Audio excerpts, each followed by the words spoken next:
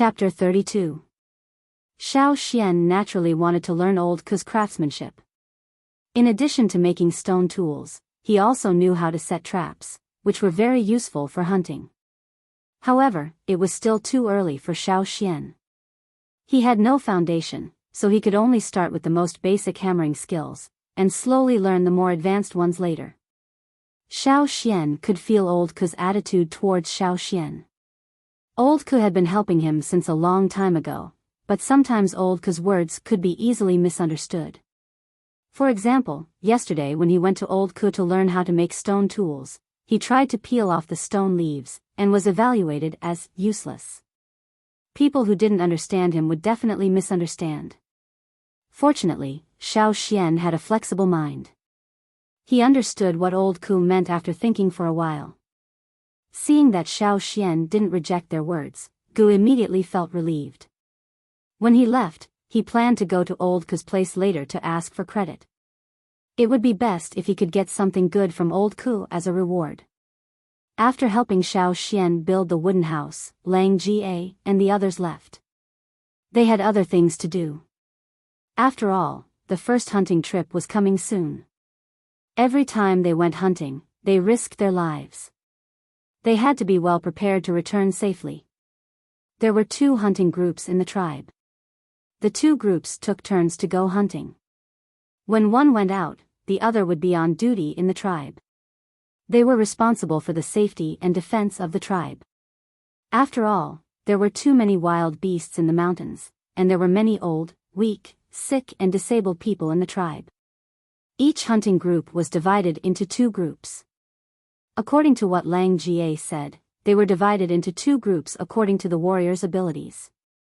The first group consisted mostly of totem warriors who lived on the mountainside or above, while the second group consisted mainly of people who lived on the mountainside.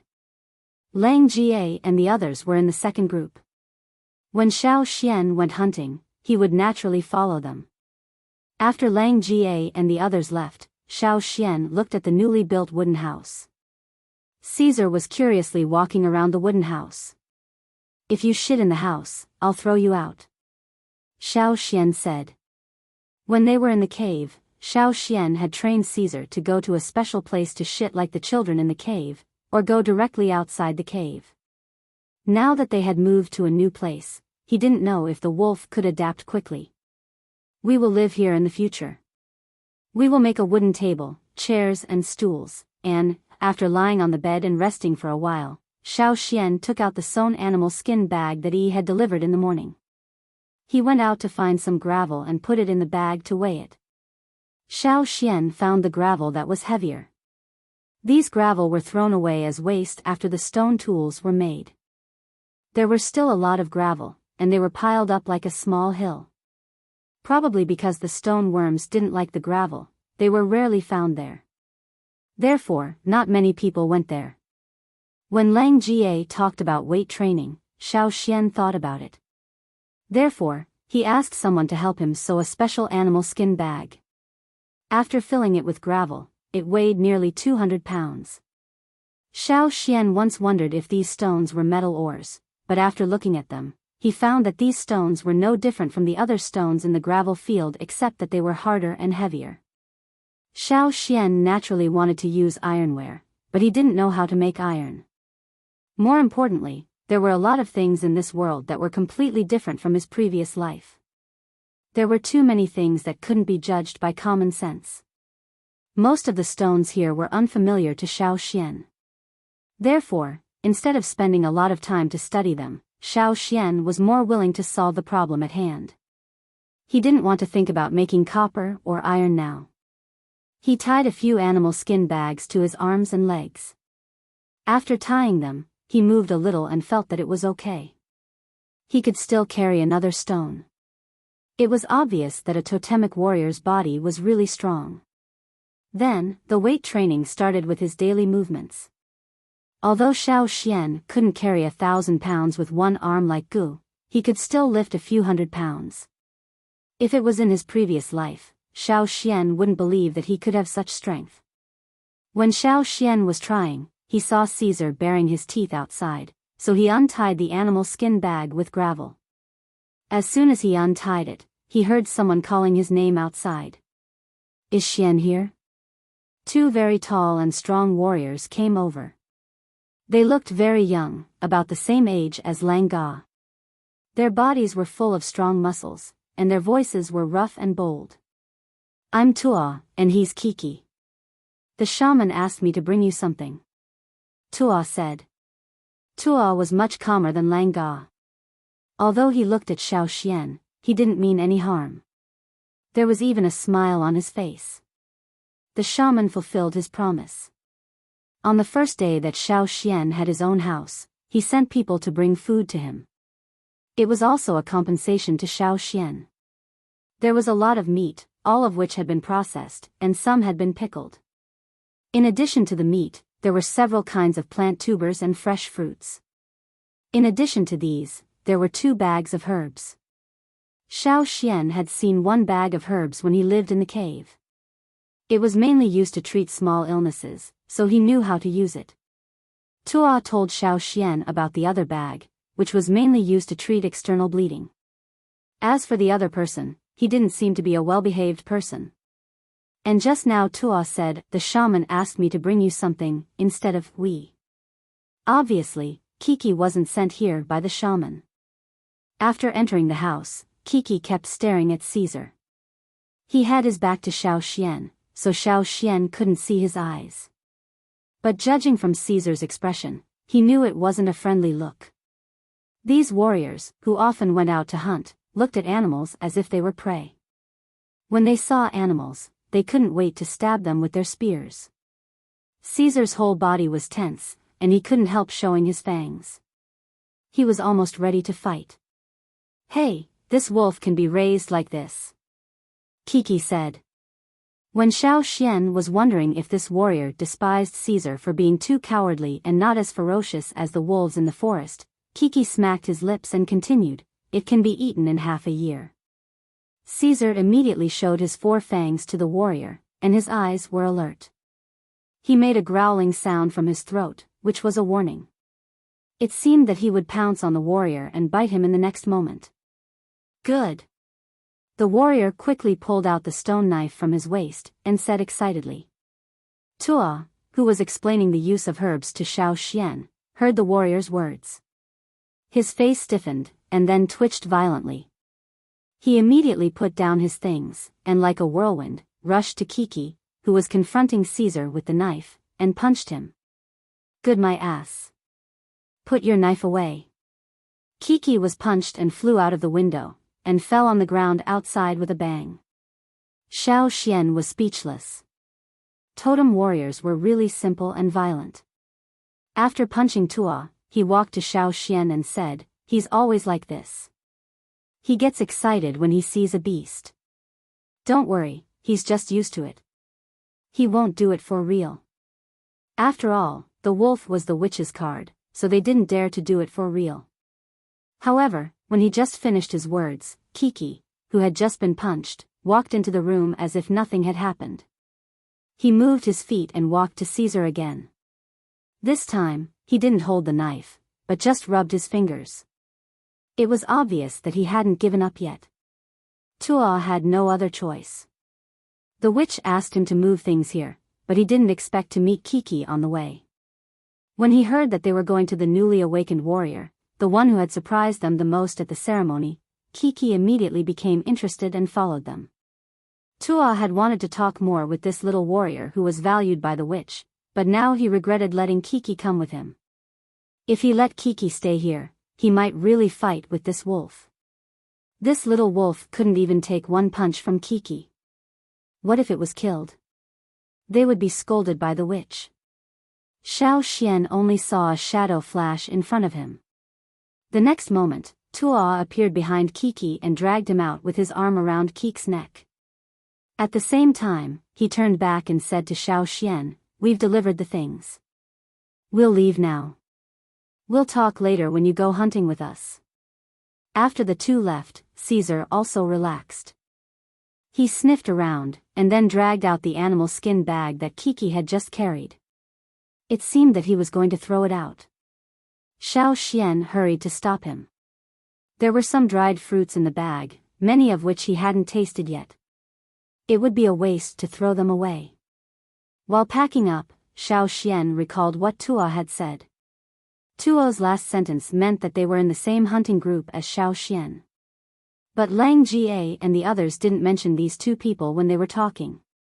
The first group? Chapter 33. Early the next morning, Xiao Xian tied the animal skin bag with gravel and ran to the training ground with Caesar. In the past, when he hadn't awakened, he had always been afraid.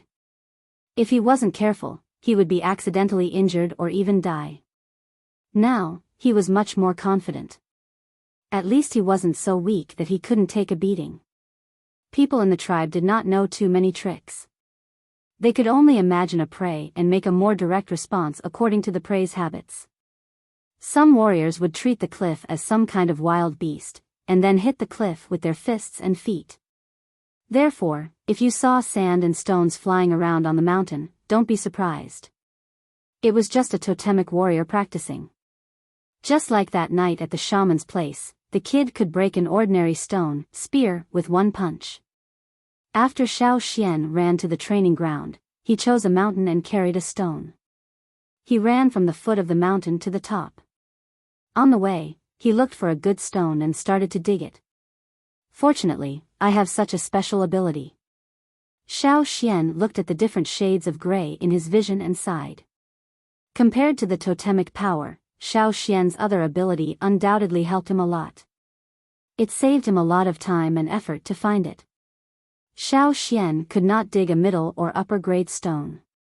If he hit it with his bare hands, it would hurt his own hands. After digging out the stone he liked, Xiao Xian looked at the sky. It was almost noon, so he carried the stone and ran back. He went back to the wooden house to eat something, and then went to Old Ku's place with the stone he dug out. In the afternoon, Xiao Xian arranged for him to learn how to make stone tools. Stone tools looked simple, but there were many skills involved. It was not just about knocking. First of all, you have to know how to identify the stone. Even stone cores of the same hardness may not be the same. Old Ku took out two similar stone cores and said. Xiao Xian watched as Old Ku directly knocked and peeled off one of them, while the other was heated and cooled. Old Ku explained to Xiao Xian the color change and cooling time of several kinds of stones after heating. Some stones would change in color and texture after being heated, while some would only change in texture, and some would have no reaction to the heating process at all. Sometimes, the temperature had to be controlled during heating. It was necessary to understand what temperature was the best for peeling and what temperature was not suitable for peeling. As for this temperature, without a precise instrument to measure it, he could only rely on his feelings and experience. For example, if Xiao Xian felt the same temperature, Old Ku would be able to tell which one was hotter just by touching it. Different stones have different reactions to different temperatures, heating times, cooling changes, and other characteristics. Old Ku placed one of the two stone cores he had just taken out above the fire. Holding a stone stick in each hand, he placed the stone core in the middle. The fire burned very brightly, as if it wanted to dry people out. Just by standing next to the fire for a short while, one would be covered in sweat. Old Ku's face was also covered in sweat, but his hands were still very steady. His movements of flipping the stone core were also very agile. Half an hour later, the stone core that was being heated above the fire turned from its original grayish-white color to a reddish-brown color. Old Ku then took the stone core away from the fire. However, he did not start peeling off the stone leaves. Instead, he waited for the stone core to cool down and the reddish-brown color to lighten before he began peeling off the pieces. The peeled stone leaves, whether they were slender or round, were almost the same thickness. What kind of control was needed to achieve this? At least in Xiao Xian's previous opinion, without advanced cutting tools, it would be impossible to achieve this level. The so-called ideal polishing was actually a very complicated process. Those who did not understand it would not be able to imagine it at all. After the theory came practice. Xiao Xian spent most of the afternoon practicing peeling stone leaves. Too much trash. Again. What the hell are you peeling off? Again. Poor control of the strength of the hammer. Again. Wait. Can this stone be peeled off directly? Did you eat too much fish? Take it and burn it. Some people who lived closer to Old Ku all knew that Old Ku's temper had become worse recently. When they talked about Xiao Xian, they all shook their heads and sighed, Xian, that poor child. In fact, the situation in the house was not as bad as the people in the tribe thought. Old Ku was not merciful with his words, but he still put a lot of effort into teaching Xiao Xian the skills of peeling, so he was willing to part with the stone cores. Xiao Xian knocked off 5 stone cores in one afternoon. Not counting the one he brought, the other 4 were Old Ku's own. The stones were not bad, so it was a waste to use them as practice stones. Old Ku did not feel sorry for Xiao Xian, but he felt ashamed of himself. Every day, Xiao Xian returned to his wooden house tiredly from Old Ku's place. His muscles were stinging, and the pain was getting more and more intense. Setting up a stone pot and lighting a fire was painful enough to make him grit his teeth. The area between his thumb and index finger was even more painful. He held the stone hammer even more tightly. It took him several tries to set up the stone pot successfully. Xiao Xian felt like the one being hammered wasn't the stone core, but himself. However, he slept very well that night, and when he woke up, his whole body felt refreshed, as if the muscle pain from yesterday was just an illusion. Xiao Xian did not know if this was a totemic warrior's own ability, or another special ability. Early in the morning, Xiao Xian planned to go to the training ground as usual. Yesterday, he saw a place with good stones. He could dig out some good stone cores. This way, he would not have to use Old Ku's stones all the time. What if he made Old Ku poor? As he walked, Xiao Xian felt that something was wrong. People who were not so active usually got up early and gathered in the same direction. After thinking for a while, Xiao Xian patted his forehead. He almost forgot. Today was the day that Lang Jie and the others went out to hunt. Xiao Xian took Caesar to the place where the crowd gathered.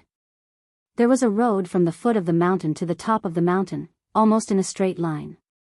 This road was higher than other places, and no one had built a house on it. The hunting team would pass through this road when they went out or came back, so they would not disturb the other residents in the tribe. Over time, this path also took on a different meaning. People in the tribe called it the Path of Glory. It was like a grand farewell to warriors who were about to go to the battlefield.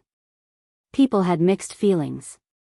Some were proud, some were heavy, and some were hopeful. They did not know if their families were still safe when the hunting team came back. Would they be able to bring back enough food? Most of the people gathered on both sides of the Path of Glory were the families of the warriors who went out this time, from the elderly to the children. When the hunting team came back, these people would be here to welcome them. And the 2 times, their feelings would be completely different.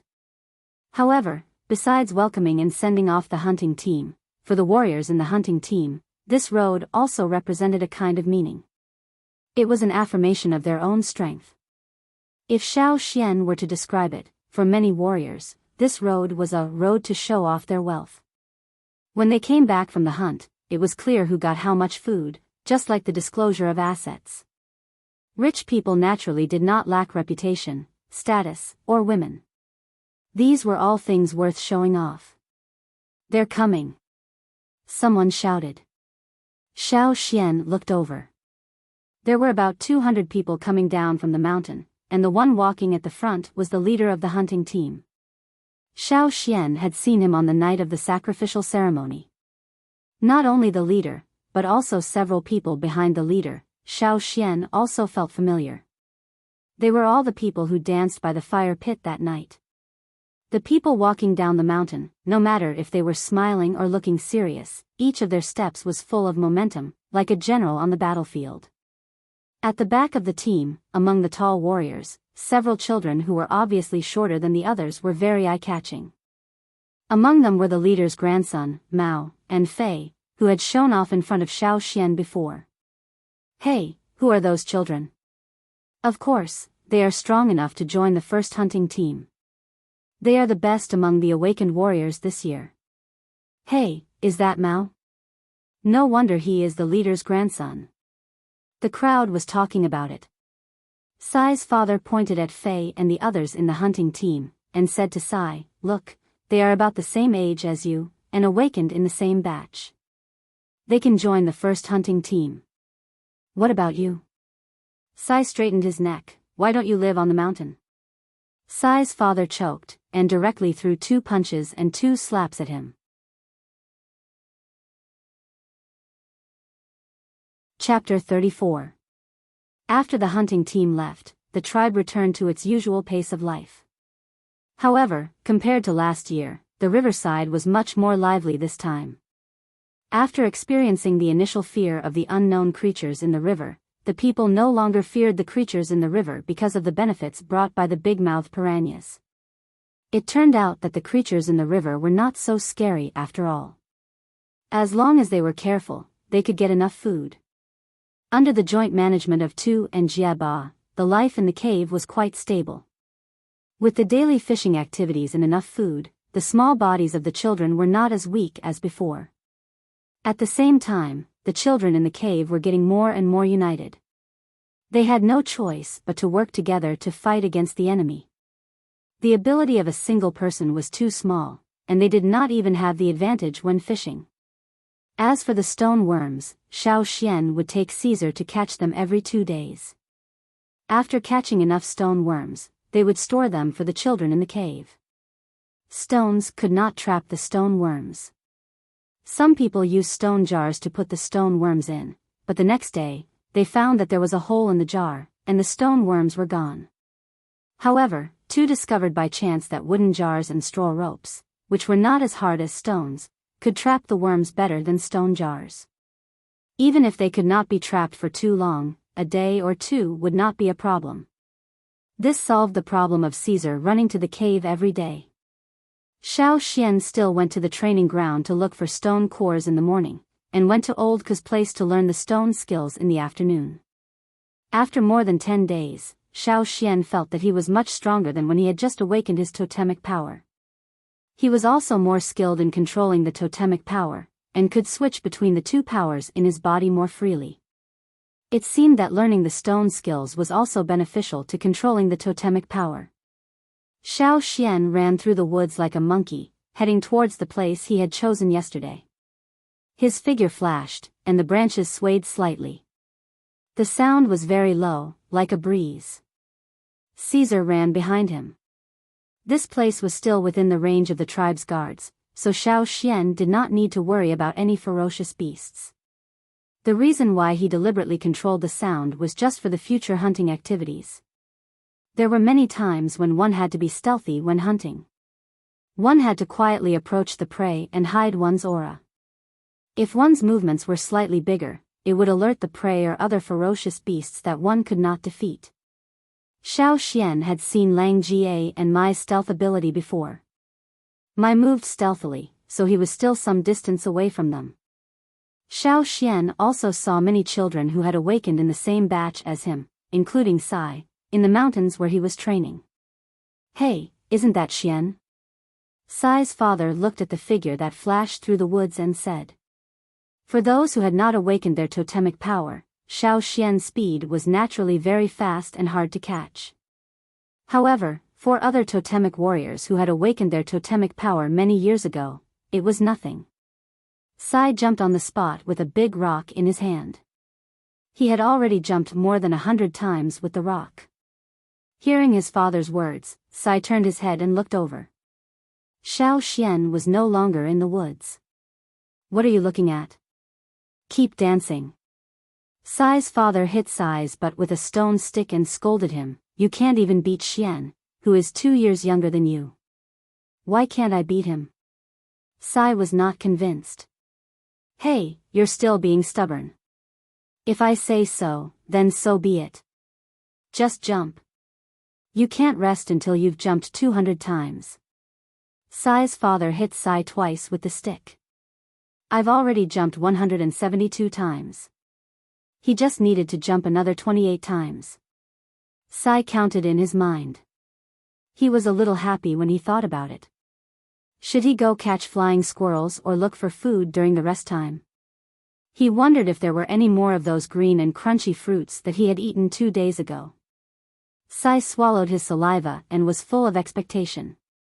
Then he heard his father say with his eyes wide open, "Do you think I don't know how to count? You've only jumped 127 times. There are 73 more."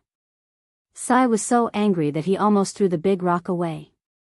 However, his father's way of doing things was always right. Even if he was wrong, he had to admit it. Debate with him? He would be beaten. Damn it. Sai couldn't beat his father, so he took it out on Xiao Xian. Xiao Xian, who didn't know that he was being punished again, was busy picking stones.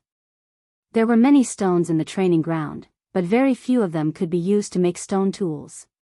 Even if he relied on his special ability to identify the grade of the stones, he couldn't find the most suitable one quickly. Because, even if it was a good stone, it might not be suitable for making stone chips. Therefore, every morning, Xiao Xian would spend a few hours picking stones, and then bring back stone cores that were good and suitable for making stone chips.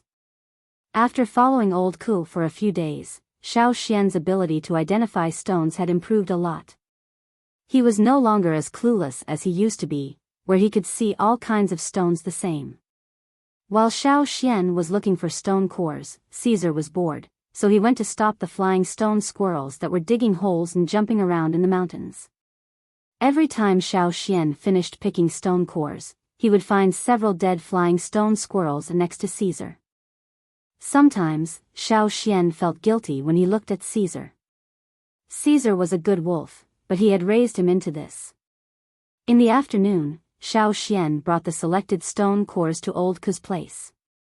Old Ku taught Xiao Xian how to determine the best angle and surface for making stone chips, and which stones were suitable for what. After that, Old Ku sat at the side and watched Xiao Xian make stone chips. After taking off his animal skin coat, Xiao Xian picked up the stone hammer and started hammering with his bare upper body. In the first few days, his animal skin coat was soaked with sweat, and water could be wrung out with a little twist. Later, Xiao Xian threw his animal skin coat aside to avoid the smell of sweat. Ding! Ding! Ding! The hammering sound that would be heard every afternoon began. 1 hammer, 2 hammers, 50, 51, 100 hammers, 500 hammers. As if he didn't know what fatigue was, Xiao Xian kept knocking on the stone core. The huge stone core became smaller and smaller as more and more stone leaves fell from it than a few days ago. After hammering the first stone, Xiao Xian did not rest. He continued hammering the second stone, the third stone. After hammering the third stone, Xiao Xian felt as if he had fallen into a water tank and was fished out. After drinking some water, Xiao Xian stood at the side and listened to Old Ku explain the details that he needed to pay attention to during the grinding process. He explained the shape of the stone chips, how to grind them, and how to grind the rest of the stone core. Old Ku said that every stone had its own story. Even the best stoneware maker might not be able to decipher every stone. However, every time Old Ku explained to Xiao Xian, he would try his best to teach him everything that he had learned so far. Xiao Xian listened attentively. Many of the seemingly indifferent words actually hid many skills. After resting for a while and listening to Old Ku's teachings, Xiao Xian continued. However, he was not hammering, but grinding. Whether it was hammering or grinding, if he wanted to reach Old Ku's high standards, he had to be more careful during the grinding process. He had to control his totemic power more precisely. This was not an easy task. During the grinding process, Xiao Xian was immersed in it. All of his consciousness was focused on the stone that he was grinding. It was not obvious, but once the grinding was completed and he regained consciousness, he would feel a throbbing pain in his head. Sometimes, it would feel like he was being stabbed by an awl. It was so painful that his forehead would be covered in sweat. Old Ku said that this was normal. He had experienced this in the past. Although it was difficult, the results were obvious. Xiao Xian's control of his totemic power was more precise. Old Ku, who was sitting next to him, had a satisfied look in his eyes. Xiao Xian's growth was far beyond his imagination. After so many years, Old Ku had seen many people who learned how to grind stone, but none of them could do what Xiao Xian did. Many people might not be able to do what Xiao Xian did in half a year, or even 1 or 2 years. Of course, there were those who did it well. For example, Lang Jie took less than 50 days. Lang Ga's grandfather even showed off in front of Old Ku. However, how long did Xiao Xian learn? Only 10 days. Old Ku actually wanted to go up the mountain and have a chat with the old guy who made the ground bow. However, he decided to wait a little longer, just as he was thinking about what kind of expression the old guy would have when he found out. Ku's eyes suddenly widened, as if he had seen something incredible. Totemic patterns appeared on Xiao Xian's body. This was not strange. During this period of time, when he was learning stone crafting skills, Xiao Xian would use his totemic power. Naturally, the totemic patterns on his body would also appear. However, Old Ku was not shocked by the totemic patterns. What he saw in front of him was even more unbelievable than when he saw Xiao Xian use his totemic power. Everyone in the tribe knew that when a newly awakened warrior awakened by the fire pit, all the totemic patterns would appear on his body. After the ceremony, the totemic patterns would shrink. The totemic patterns that originally covered the whole arm would shrink to the upper arm, slightly over the shoulder. The totemic patterns on the legs would also shrink. Therefore, when a warrior used his totemic power after awakening, the totemic patterns that appeared would be no more than the elbow or knee. This was the sign of a beginner totemic warrior. One day, when the totemic patterns reached the elbow or knee, it would be the time for a beginner totemic warrior to become an intermediate totemic warrior. This was the most direct and effective way to identify a totemic warrior's level. When warriors were hunting, when they faced countless dangerous beasts and threats to their lives, they would make breakthroughs again and again. Only then would their totemic patterns extend. However, the extension was limited. Many people with decades of hunting experience could not extend their totemic patterns beyond the elbow or knee. In other words, they were still at the beginner totemic warrior level, and their progress was extremely slow. However, what about Xiao Xian's totemic patterns? Old Ku's eyelids twitched. He clearly remembered that when Xiao Xian first came to learn stone crafting skills and used his totemic power, the totemic patterns on his upper arm were the same as those of other newly awakened warriors. They were only slightly over the shoulder. But now, the totemic patterns on Xiao Xian's upper arm had already extended to the length of a little finger. Before this, Old Ku did not pay attention to the totemic patterns on Xiao Xian's arm. Just now, he was only thinking about when Xiao Xian could become an intermediate totemic warrior. He glanced at the totemic patterns on Xiao Xian's upper arm, but he did not expect such a discovery. He could see the slightest error in the stone crafting, so how could he not see the length of the totemic patterns on Xiao Xian's arm? Don't underestimate the length of a little finger. This was something that some people could not achieve even after several years. But how long had it been since Xiao Xian awakened? At this speed, how far could a beginner totemic warrior be? Old Ku only felt his eyelids twitch even more.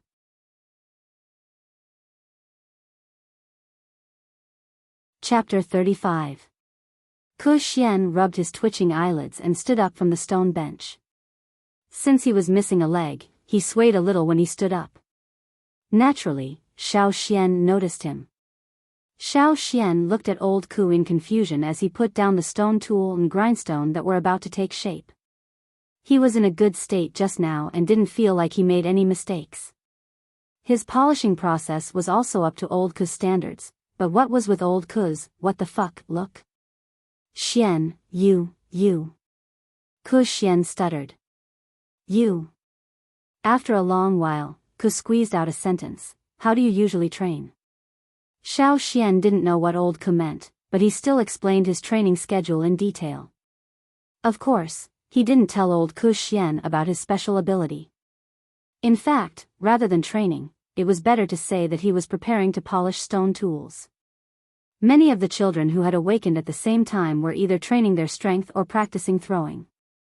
Only Xiao Xian spent most of his time looking for stone cores. Some people even secretly laughed at Xiao Xian for not doing his job properly.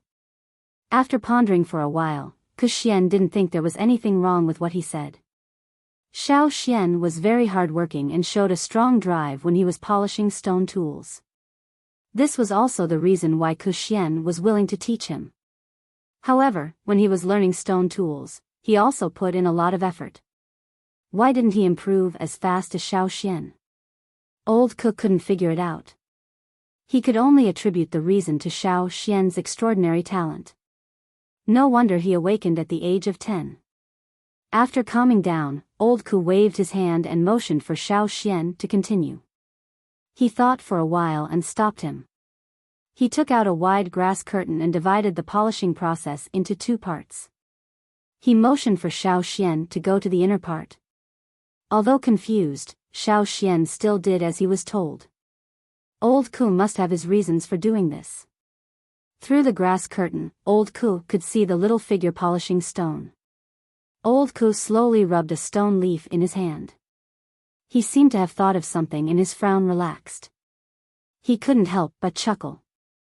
When the sun was about to set, Xiao Xian came out from the inner compartment covered in sweat and handed the polished stone tools to Old Ku for inspection. There were more stone leaves and stone cores to be polished today, so it ended much later than usual. However, Old Ku did not check the stoneware one by one like he did a few days ago. Instead, he casually pushed the pile of stoneware aside, glanced at it for a while, and then stopped looking at it. Instead, he said to Xiao Xian, "You can go back now. From tomorrow onwards, you can do whatever you want. You can do whatever you want." Okay, I got it. In fact, Xiao Xian had wanted to make something of his own for a long time, but his skills were too bad at that time. The things he made were completely different from what he had in mind, and he always failed halfway. Now that Old Ku said so, it was also in line with Xiao Xian's wishes. To make a satisfactory stone tool, the process involved included peeling stone leaves, polishing, pressing, heat treatment, and so on. The tools needed included hammers, pressure rods, plungers, grindstones, stone anvils, and other fixed objects. Xiao Xian didn't have a complete set of tools in his wooden house, so he could only come to Old Ku's place every day to make something. However, Xiao Xian didn't dare to think too much at first, so he started with the stone tools he was familiar with in the tribe. The next day, Xiao Xian took the stone cores he had picked for the whole morning to Old Ku's place and started polishing. Xiao Xian wanted to polish a double-winged stone arrowhead, which was the most used stone arrowhead in the tribe. Lang Jie used it a lot. Old Ku had also told Xiao Xian the essentials of making stone arrowheads.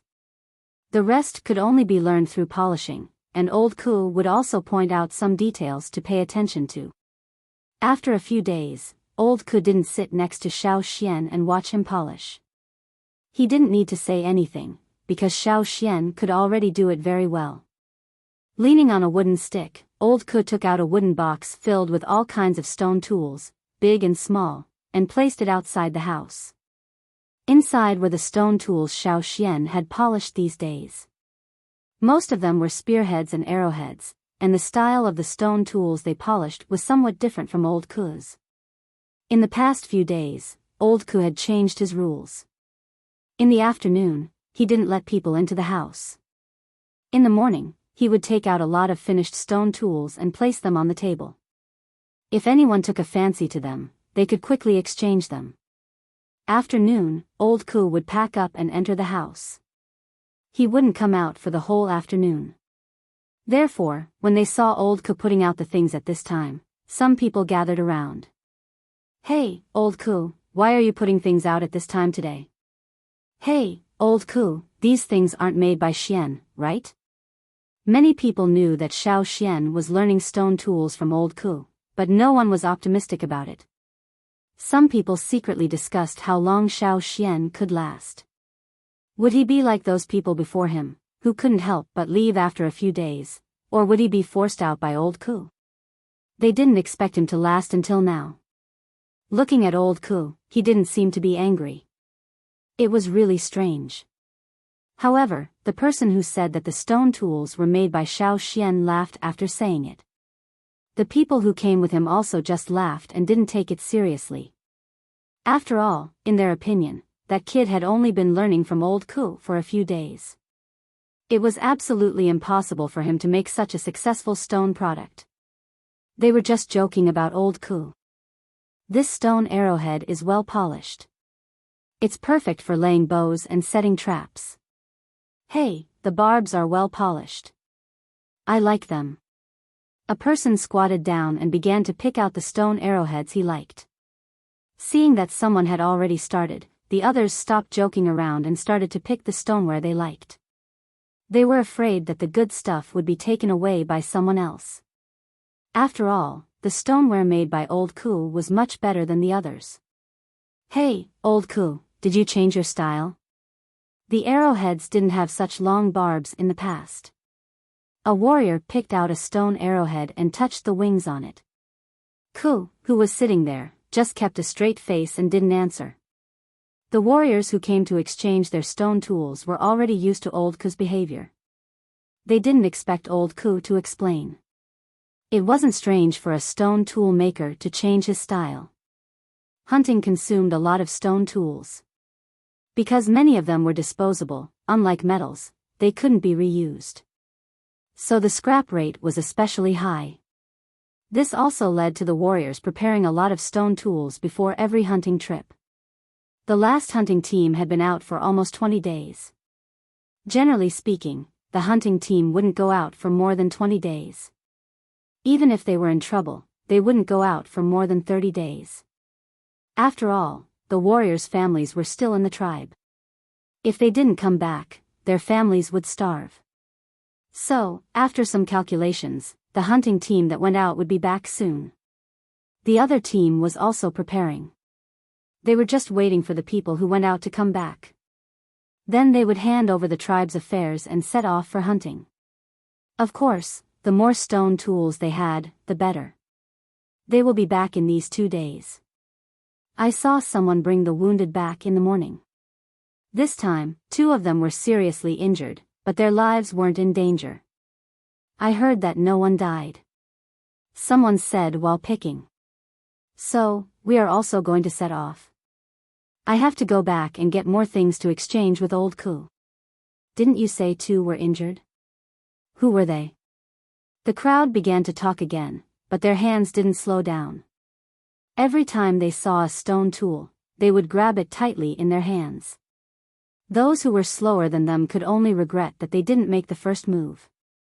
If you want to exchange, then hurry up and get out. Old Ku waved his arm with a cold face. If they wanted to talk, they should go somewhere else. Xian was still polishing in the house. What if they disturbed him? In the eyes of the crowd, old Ku was too difficult to get along with. It seemed that he didn't care about anything except stone tools. He was also very fierce when he scolded people. But in fact, old Ku valued Xiao Xian more than anyone else. When these people began to talk, old Ku was not happy and immediately drove them away. The crowd didn't get angry. They stopped talking and quickly went back to pick. When almost all the things were put on the table, no one came back. Old Ku picked up the remaining small stone tools and put them into the wooden box. He shook his head and whispered to himself, "Why don't I like these small stone tools? In fact, as long as they are used well, they are much more lethal than those big ones." When Xiao Xian finished polishing for the day and dragged his tired body back, the hunting team that went out also came back before sunset. Chapter 36. In the cheers, the hunting team walked on the path of glory, leaving long shadows in the sunset. The strong warriors were carrying much bigger prey on their backs, like an ant carrying a quail egg. They carried some on their shoulders, carried some on their backs, and even dragged some with straw ropes. The harvest was plentiful, and it was truly a rewarding journey. It was said that no one in the hunting team was killed this time, only 2 were seriously injured. The injured ones were with the shaman, and their condition had stabilized. With the strong physique of the tribesmen, it wouldn't take long for them to be able to jump around again. After a whole afternoon of non-stop grinding, Xiao Xian was too tired. After finding Lang Jie, Mai, and the others, he turned around and went back to the cabin. He didn't rush to greet them with cheers like the others. At the front of the team, Mao, who was obviously shorter than the others, was carrying 2 big wild boars on his back. He was very proud of himself.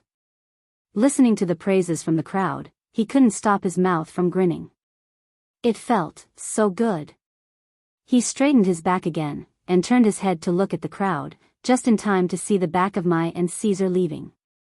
Because he was too tired, Xiao Xian didn't have much energy either. Looking from the back, he did seem to be in a bad mood. He must have been defeated by me, Mao thought. Carrying 2 big wild boars, Mao was still thinking about how to defeat Xiao Xian in the future when he joined the hunting team. After a night's rest, Xiao Xian felt full of energy. Even the soreness in his muscles had disappeared, as if he didn't persist in grinding for so long yesterday. As usual, he picked stone cores in the morning, and went to Old Ku's place in the afternoon. But today, Old Ku gave Xiao Xian half a day off, so that Xiao Xian could have some rest. Looking at the results of his grinding these days, Xiao Xian picked some stone cores and took them with him. Old Ku only took out half of the finished stoneware, and the other half was kept by Old Ku for Xiao Xian's own use. Therefore, Xiao Xian still had a lot of stoneware in stock. Xiao Xian used 2 net bags woven with straw rope to carry some of the stone tools he had selected. Then, he carried them up the mountain. When Xiao Xian arrived, Lang Jie was still sleeping. After going out to hunt, when there was no shift, he would always sleep for 3 or 4 days. What's the matter? Lang Jie yawned, his drooping eyelids almost closing. Oh, I just came to give you something. Go back to sleep. Xiao Xian placed one of the net bags on the stone table in the room and planned to leave. Originally, he wanted to listen to Lang Jie talk about hunting, but now it seemed that he had to wait for a few days. For me? Although he was sleepy, Lang Jie was still very curious about what Xiao Xian had brought. When the bag was opened and he saw the polished stone arrowheads inside, Lang Ga's squinted eyes suddenly widened. His eyes flashed as he took out an arrowhead and began to examine it carefully. Xiao Xian made the wings on the arrowhead according to the size and shape Lang Jie was used to. Therefore, the barbs were longer than the others because Lang Jie was used to using them. If he changed it without permission, Lang Jie might not be used to it, so Xiao Xian didn't add any other ideas. Lang Jie looked at the arrowheads in his hands and became more and more surprised. The arrowheads in front of him were very well polished, and the most important thing was that the wings were almost perfect. The wings of the arrowheads could play a role in balancing the flight of the arrowhead, allowing the arrowhead to hit the target more accurately. If the wings were slightly out of place, the hunting effect would be greatly reduced. In order to increase the lethality of the arrowheads, Lang Jie polished the wings of the arrowheads himself. The edges of the arrowheads were more prominent, the tips were sharp, and there were 2 long barbs.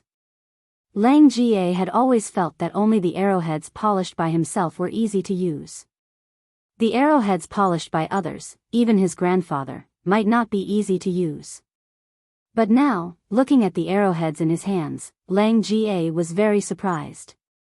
With just a glance and a weight, he knew that these arrowheads would be very easy to use. The arrowheads in his hands looked almost exactly the same as the arrowheads that Lang Jie polished himself. No, they weren't exactly the same. The arrowheads in front of him were polished more perfectly.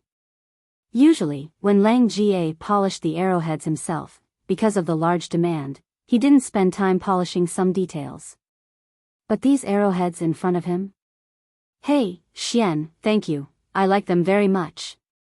By the way, please thank Old Ku for me. Thank him for the arrowheads he polished.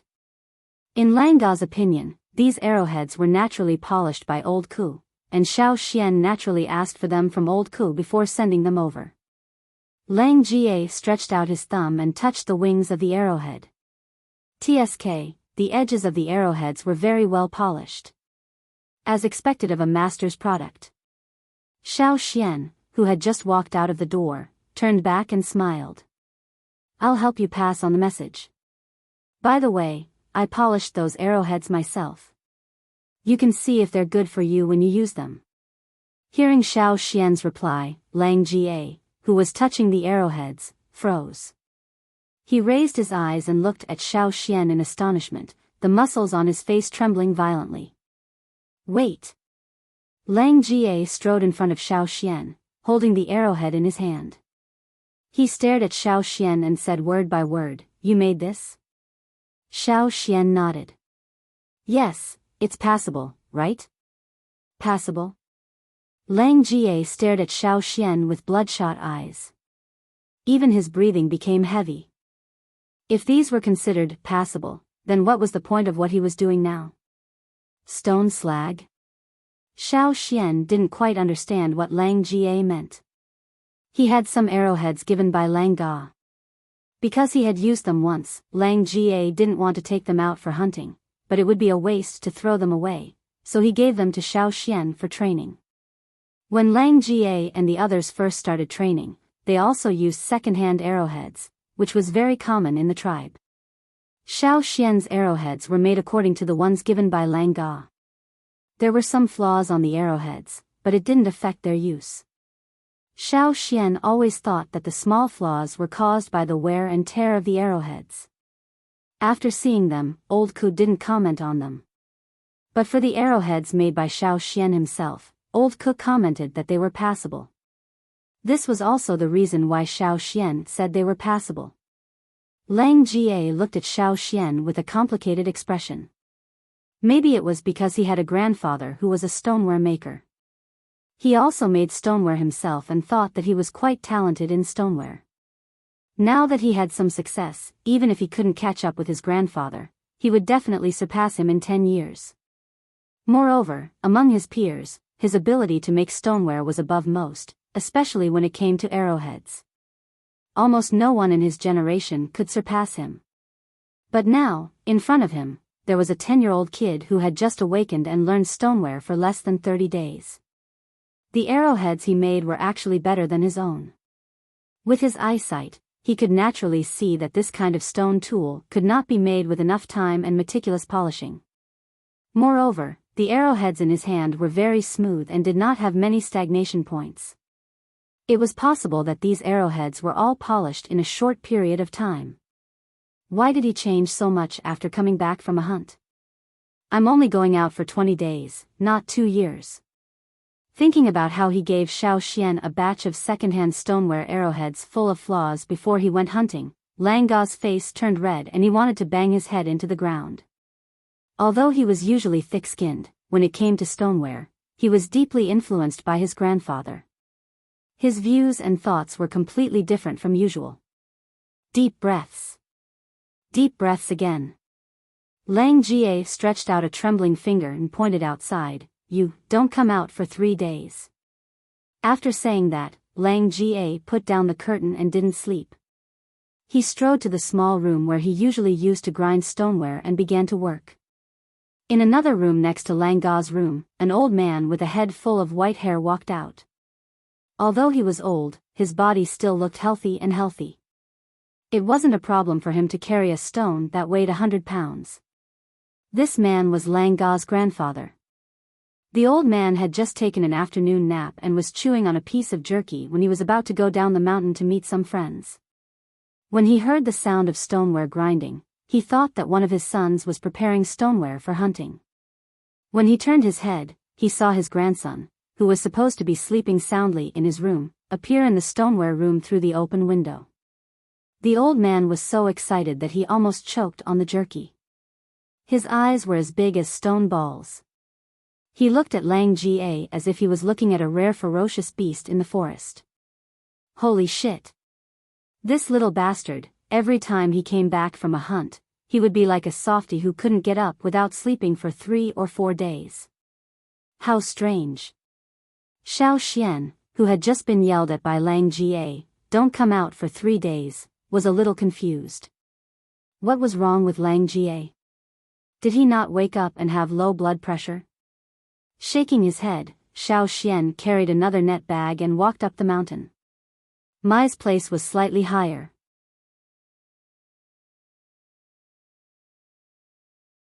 Chapter 37. As an intermediate totem warrior, Mai held an important position in the hunting team. He had a lot of work to do back in the tribe, so he was not as free as Lang Ga. When Xiao Xian arrived, Mai was assigning patrol tasks to 2 warriors. Xiao Xian waited for the 2 warriors to come out before he went in. Inside the house, Mai was processing the meat he brought back. He only did some preliminary processing during the hunt, so he had to chop them into small pieces and marinate them. He also had to sort them out for other uses. "You're here?" Seeing Xiao Xian enter the house, Mai waved his hand and threw a piece of bloody meat the size of a winter melon to Xiao Xian. "Take it back and eat it. You're a totem warrior now, so you eat a lot. You'll get hungry during training." Many people would reduce their training time when they were short of food. After all, once a totemic warrior started training, they would consume more energy, so naturally, they would need to eat more. Especially for warriors like Xiao Xian who had just awakened, it was the time for them to grow, so they could not lack food. "Thank you, Uncle Mai." Xiao Xian took the meat and handed the net bag to Mai. "This is for you." Mai put down the stone axe and looked at the net bag curiously. "You made it yourself?" "Well, it's definitely not as good as yours, Uncle Mai. But it's still okay." Xiao Xian scratched his head and said. Compared to Langa's stone arrowheads, the ones Xiao Xian gave Mai didn't have as many stone arrowheads. Instead, most of them were spearheads for throwing during hunting. After all, the 2 of them had different responsibilities in the hunting team, so the stone arrowheads they used were naturally different. Mai had heard from Lang Jie that Xiao Xian was learning stone tools from old Ku. But it had not been long, so Mai did not expect to see many exquisite things. Xiao Xian was thoughtful enough to send him something, so he did not want to discourage this kid. Mai smiled and pulled open the net bag, intending to say some words of encouragement. "Actually, you can't rush into crafting stone tools. It's already very good that you're able to do this. In the future," his voice came to an abrupt halt. Mai looked at the well-polished spearheads in the net bag and swallowed back the words of encouragement he was about to say. The sharpened spearhead was the same as Mai's usual spearhead. Its spine was slightly higher, and the blade of the spearhead was also very sharp. The spearhead's blade gathered into a sharp point, and there were no traces of it being beaten. Clearly, a lot of effort had been put into the sharpening. Unlike the spearheads used by many warriors, the spearheads Mai liked to use had grooves for drinking blood on both sides of the spine. Xiao Xian also had grooves for drinking blood. Just like Lang Jie, Mai also gave Xiao Xian a stone tool for training. It was a spear that he had used before. However, when he gave it out, he did not expect to receive such a gift in return. These, are you really polishing them yourself?" Mai looked at Xiao Xian, and saw Xiao Xian nodding. Mai then looked at the stone tools in his hands. He did not expect Xiao Xian to have such a gift. In this case, even if Xiao Xian could not improve his strength in the future, he would be able to live a peaceful life in the tribe. He would not have to starve. After being stunned for a while, Mai laughed. "Good. Very good." Unlike Lang Jie, Mai did not spend so much effort on crafting stone tools, nor did he care much about them. Therefore, when he saw Xiao Xian's stone tools, he only admired them. After putting away the spearheads, Mai asked about Xiao Xian's training during this period, and gave some suggestions. He did think highly of Xiao Xian, but he also agreed that the newly awakened ones should train more. There was no need to rush to join the hunting team. Otherwise, they would be like Hoodlum, who was too eager for success.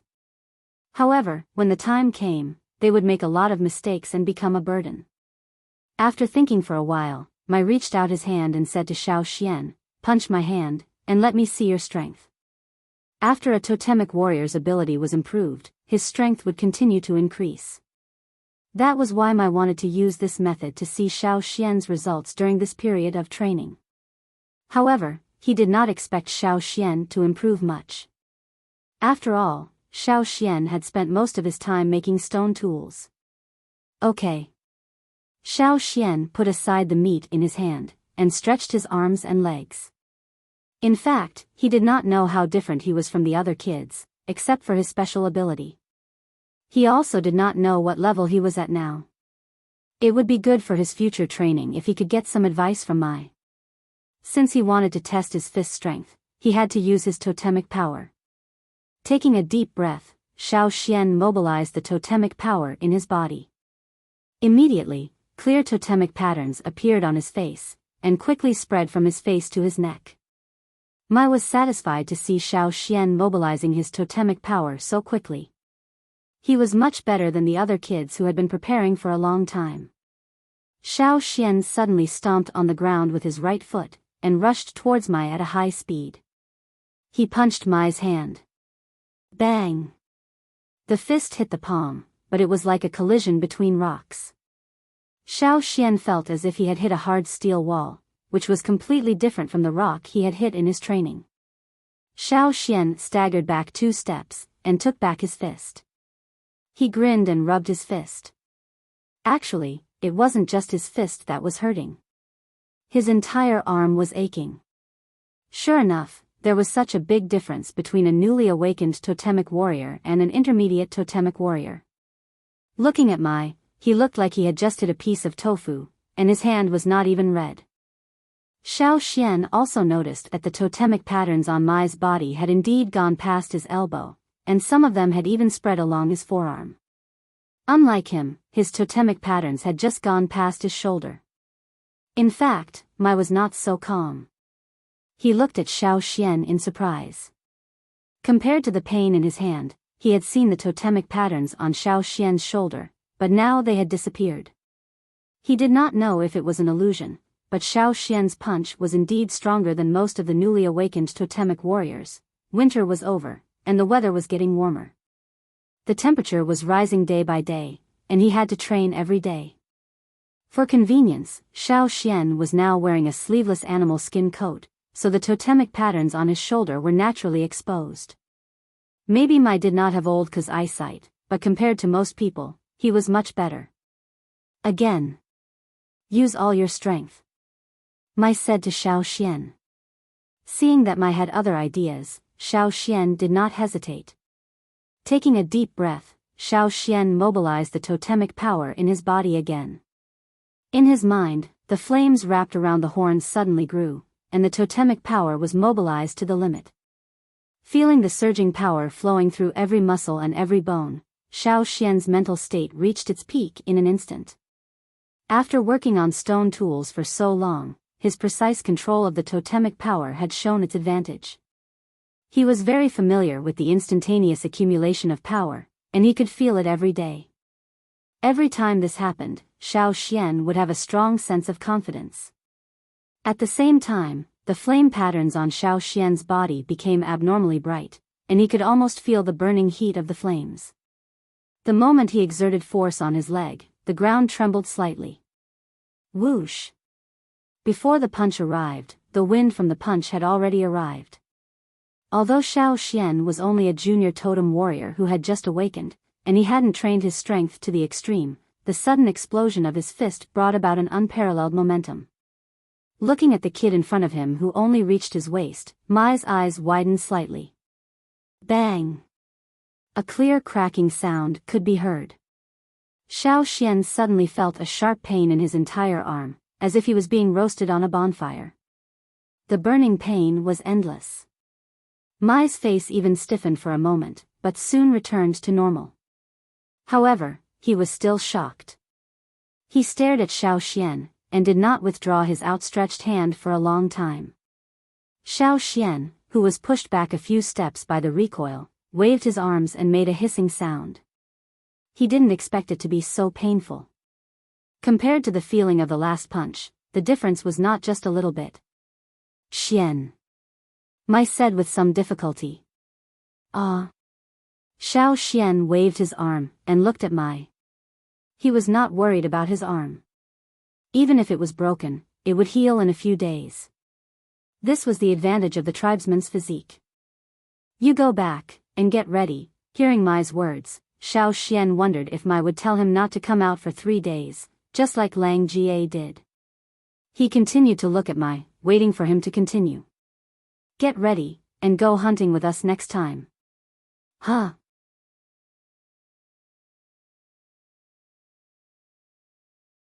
Chapter 38. Xiao Xian looked at Mai in surprise. He did not expect Mai to say something like that.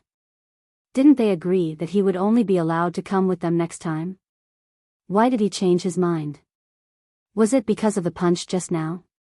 Okay. Xiao Xian answered. Xiao Xian was more than willing to go out with the hunting team next time. The forest changed every day, and different things could be seen at different times. For example, there were flowers that only bloomed once a year, and plants that only bore fruit once a year. The earlier they went out, the more they could see. Otherwise, they would have to wait for another year to see the same thing again. Lang Jie and Gu had said that many plants in the forest were dangerous, and they needed to know how to identify them. However, they could only know when they saw them. Otherwise, they would not have the concept based on other people's descriptions. Besides, since Mai allowed Xiao Xian to come with them next time, he obviously recognized Xiao Xian's ability. As for the rest, Xiao Xian only needed to go back and prepare. At this time, someone came in to look for Mai. It was Tuo, who they had met before. Knowing that they had something to discuss, Xiao Xian did not want to disturb them, so he left. "Uncle Mai, you go ahead. I will go back and prepare." "Thank you, Uncle Mai." After Xiao Xian left, Mai moved his stiff palms. He shook his shoulders and swung his arms slightly, which made a series of cracking sounds. Because of Xiao Xian's punch, several bones in his arms were dislocated. However, this shake pushed all the dislocated bones back to their original positions. Although his palms looked fine, Mai knew that there were injuries on his palms. He had underestimated that kid. Mai had planned to comfort and enlighten Xiao Xian so that he could focus on his training. He also planned to give some examples of hunting to Xiao Xian, so that he could take him out to hunt next time. However, after feeling Xiao Xian's punch, Mai changed his mind. "What did the kid say he was going to prepare?" Tuo asked. "About the next hunting trip," Mai answered. Tuo was a little dissatisfied. "Didn't he say that sharpening the axe will not delay the work of cutting firewood? I thought he was waiting for the next hunt. Did he come to beg you just now?" For the sake of the shaman, Tuo's attitude towards Xiao Xian was not bad. However, he did not want to give in when it came to hunting. The hunting that had just ended was an example. Fei's several serious mistakes during the hunting operation almost implicated the others. Mai shook his head. He didn't mention it. I allowed it. Why? Tuo was puzzled. The smile on Mai's face grew wider and wider. Since the blade is almost polished, it's a waste of time to keep sharpening it. Whether it can be sharpened or not, it's impossible to keep cooped up in the tribe. We can only go out and train in the forest. After leaving Mai's residence, Xiao Xian walked briskly down the mountain. Every step he took was huge, but his movement was very small. It looked like he was just floating over the stones. After going down the mountain, Xiao Xian did not immediately go back to his cabin. Caesar went to help the children in the cave to dig out stone worms, so Xiao Xian was not worried. When he came to Old Ku's cabin and was about to shout, he saw the straw curtain at the door being lifted up. An old man with a head full of silver hair strode out. Looking at the old man's face, it was obvious that he was angry. His beard was almost sticking up. Seeing Xiao Xian standing at the door, the old man frowned and looked at Xiao Xian from head to toe. It seemed that he was questioning something. His eyes were like a stone knife that could not wait to cut Xiao Xian a few times. His beard trembled. It seemed that he wanted to say something, but in the end, he only left with a heavy humph. Then he turned around and left. Xiao Xian was confused. Was he a psychopath? Seeing Gu poking his head out at the door, Xiao Xian asked, "Who was that?" After making sure that the old man was far away, Gu laughed and said, "That was Lang Ga's grandfather." That was Lang Ga's grandfather? Just as Lang Jie said, he was a bad-tempered old man.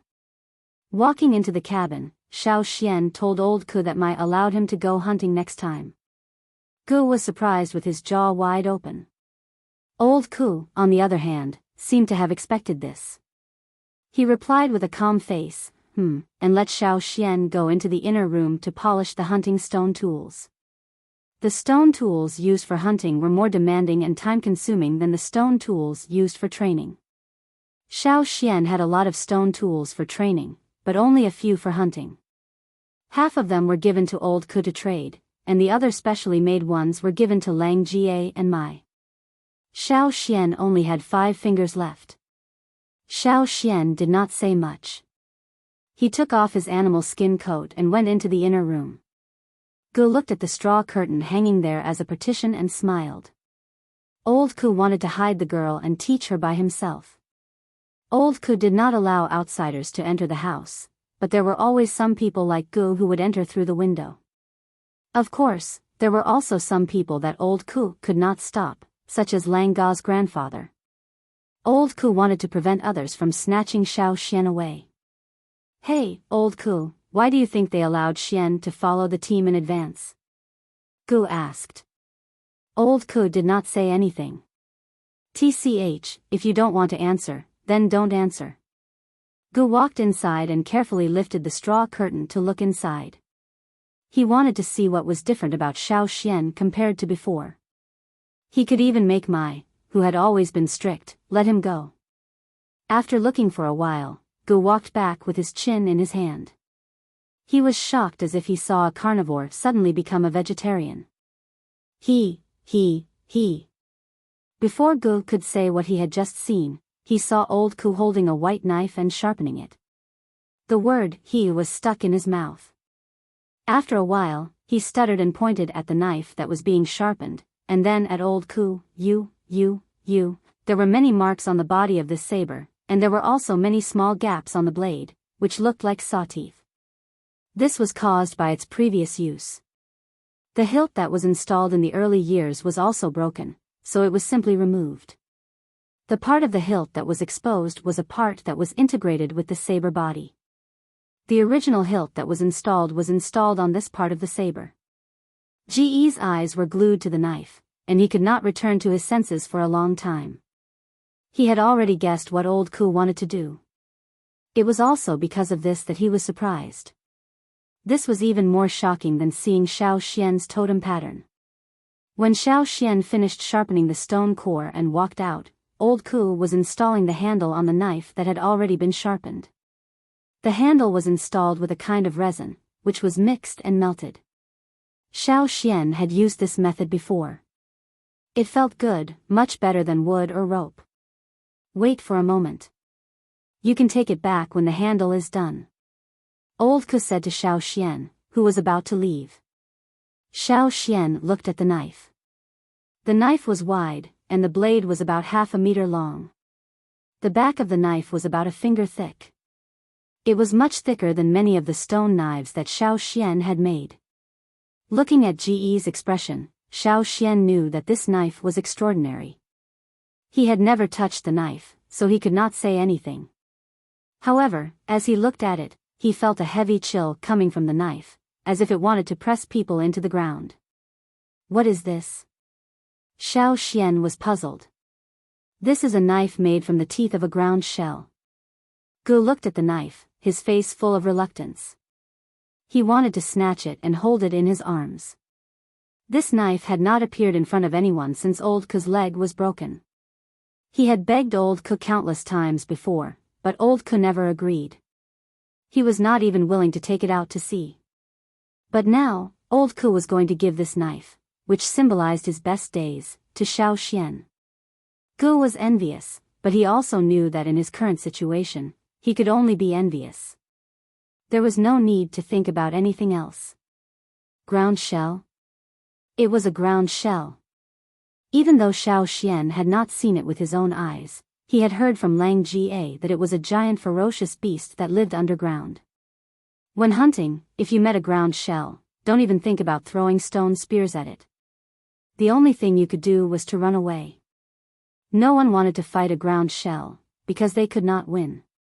He had heard so many hunting stories from Lang Jie, but he had never heard of a hunting team fighting against a ground shell. When old Ku handed the knife to Xiao Xian and pushed him out of the door, Gu was still craning his neck to look around. His eyes were glued to the knife. Xiao Xian stood outside the house for a long time with the knife in his arms. It was not obvious, but it weighed at least 200 pounds.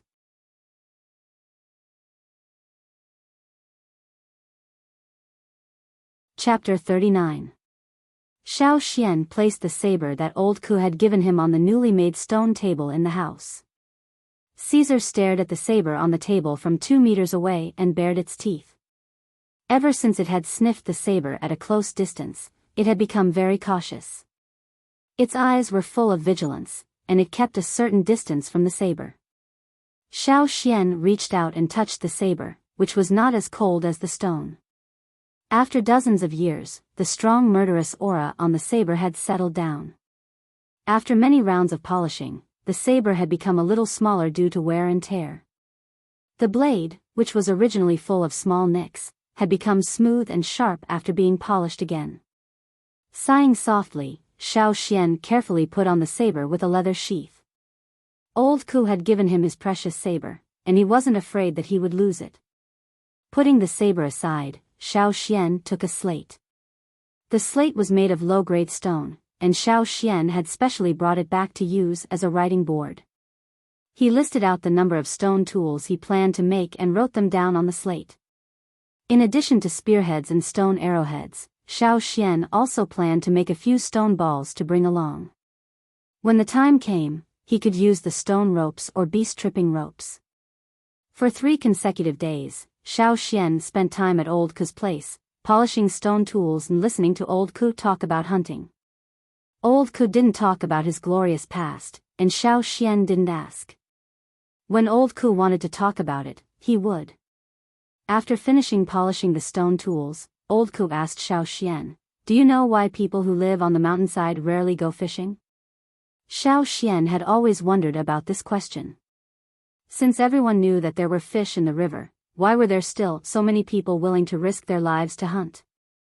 Logically speaking, fishing was so easy. As long as one mastered the technique, it wouldn't take much effort. Moreover, as far as Xiao Xian knew, not everyone who lived on the mountainside had enough food. But in fact, Xiao Xian had only seen a few elderly people with limited mobility going down the mountain to join in the fishing.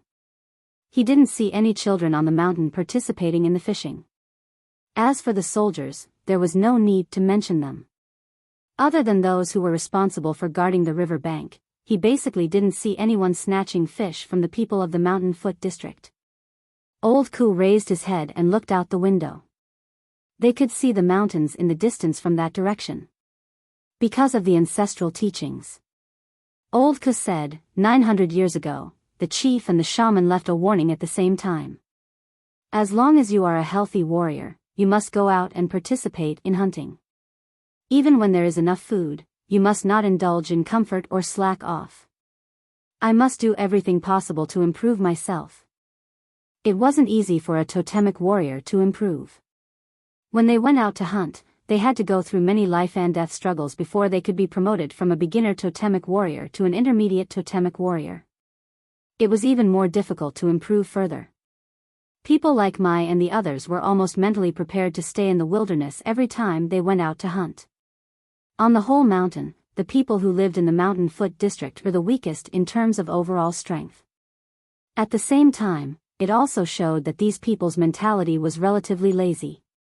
But even so, Xiao Xian didn't see any reluctance on anyone's face every time they went out to hunt. Everyone was very active, even if they could now catch enough fish. Many warriors on the mountain didn't let their children go down the mountain to fish, probably because they didn't want their children to form the idea that getting food is actually very easy. From the brainwashing teachings passed down from generation to generation, they only needed to know that if they wanted food, they had to go into dangerous places and fight with the ferocious beasts in the mountains. Only with pressure would there be motivation to improve. A warrior who hasn't been tested by hunting is not a real warrior. Old Cook concluded. It sounded cruel, but it was understandable. Thousands of years of persistence couldn't be changed by a fishing incident. They believed that it was easy to slack off when fishing, so they would continue to persevere. Not to mention, the chief and the shaman had already made a development plan a long time ago. There was nothing to do with fish, and the focus was on the distant mountains. Xiao Xian remembered the murals on the wall of the stone room in the cave, and the last sentence, "One day, we will return to the old land. The glory is still there, and the fire of Yinjiao will never be extinguished." After leaving Ku's place and returning to his cabin, Xiao Xian gently counted the stone tools he made today, and classified them together with the stone tools he made a few days ago. The stone arrowheads made by Xiao Xian himself were different from those made by Lang Ga. The arrowheads were more streamlined, the wings were striped, and the tips were slightly straighter. In addition, he also made some three-winged stone arrowheads. Different from the stone tools used for training, the stone tools prepared for hunting were engraved with Xiao Xian's name. This was something that every hunting warrior in the tribe would do. After sorting out the stone tools, Xiao Xian turned back and saw Caesar squatting next to him, yawning. His ears drooped listlessly, and he looked like a lazy dog lying in front of his house. No wonder Lang Jie and the others didn't look at Caesar as prey, but directly ignored him. Caesar wasn't a challenge at all, and they weren't interested in him. However, when the hunting team went out for about 20 days, what would Caesar do? It was impossible for him to stay at home, and Xiao Xian didn't feel at ease if no one looked after him. Should he send him to the mountain and ask the shaman for help? No, the old faker couldn't take care of anyone when he was busy. Xiao Xian even thought about sending Caesar to the cave, but in the end, he gave up the idea. If he was sent to the cave, Caesar would do whatever he wanted, and those kids wouldn't be able to control him at all.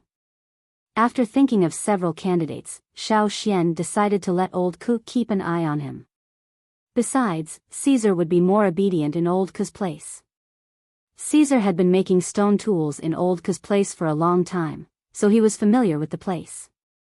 Besides, Xiao Xian also believed that Old Ku could take good care of Caesar. Therefore, on the third day after the hunting team came back, those who stayed behind were ready to set off. Xiao Xian took Old Ku's knife and the stone tools he made, and took a detour to Old Ku's house. He left Caesar at Old Ku's place, and left a lot of fish and meat. Caesar had grown bigger, and his appetite was not small. "Stay here and guard the door. I'll pick you up when I come back." When he was walking up the mountain with the equipment on his back, Xiao Xian could still hear Caesar's moans, which sounded quite pitiful. He was becoming more and more like a dog. According to the previous agreement with Lang Jie, Xiao Xian would go to Lang Jie first when he reached the mountainside, and then Lang Jie would take him up the mountain. Before the hunting team set off, there was a mobilization meeting. Xiao Xian did not know many of the procedures, so he had to be guided by someone, or else it would be easy to make mistakes. When Xiao Xian arrived, Lang Jie was already waiting at the door, with several big animal skin bags and net bags full of tools. "Let's go." Lang Jie walked in front with the equipment on his back.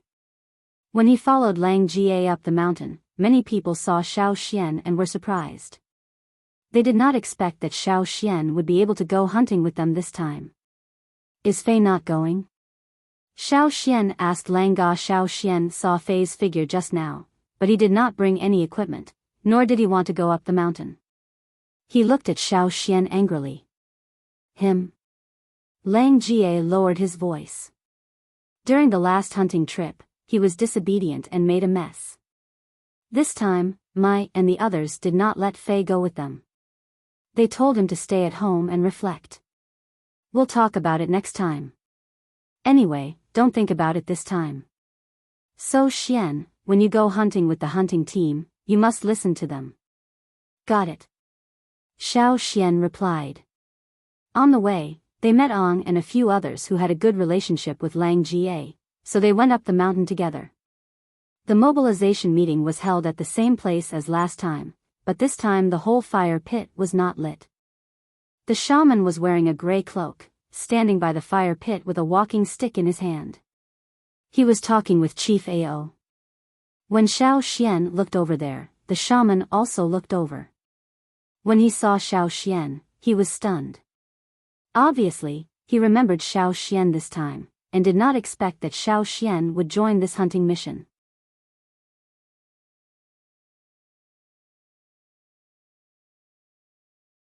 Chapter 40. Although confused, the shaman did not ask, but continued with his work. It was not like the scene of 1,000 people worshipping the marquis. Every time there were only about 200 people in the hunting team. The wounded from the previous hunting team would stay in the tribe to recuperate, and those who had to take care of others, were not in good condition, or had other things to do would not be included in the hunting team. Therefore, even if they were all in the same hunting team, the number of people in each hunting team was not always the same. After Lang Jie and the others entered the hunting ground, they consciously stood in their usual positions, and Xiao Xian stood beside them. At the front of the team were several important figures in the hunting team, more than 10 of them, including Mai. The shaman stood beside the fire pit, with a stone bowl in his hand. In the stone bowl, there were some dark green pigments extracted from plants. One by one, the warriors walked over and asked the shaman to draw patterns on their faces. The patterns were similar to the shape of the totem. The shaman was murmuring something while drawing, but Xiao Xian could not hear it clearly. Or perhaps, even if he heard it, he would not understand what it meant. Not everyone in the hunting team could have their faces painted by the shaman. Only the important figures in the hunting team were qualified to have their faces painted by the shaman. At this moment, they looked very serious, as if they were performing some kind of sacred ceremony. Looking at Lang Jie and the others, their eyes were full of envy. They were probably thinking that one day they could stand in front of the team and receive the shaman's blessing before the hunting team set off. Although he had other thoughts, Xiao Xian's face was still as serious as the others, with a little bit of envy.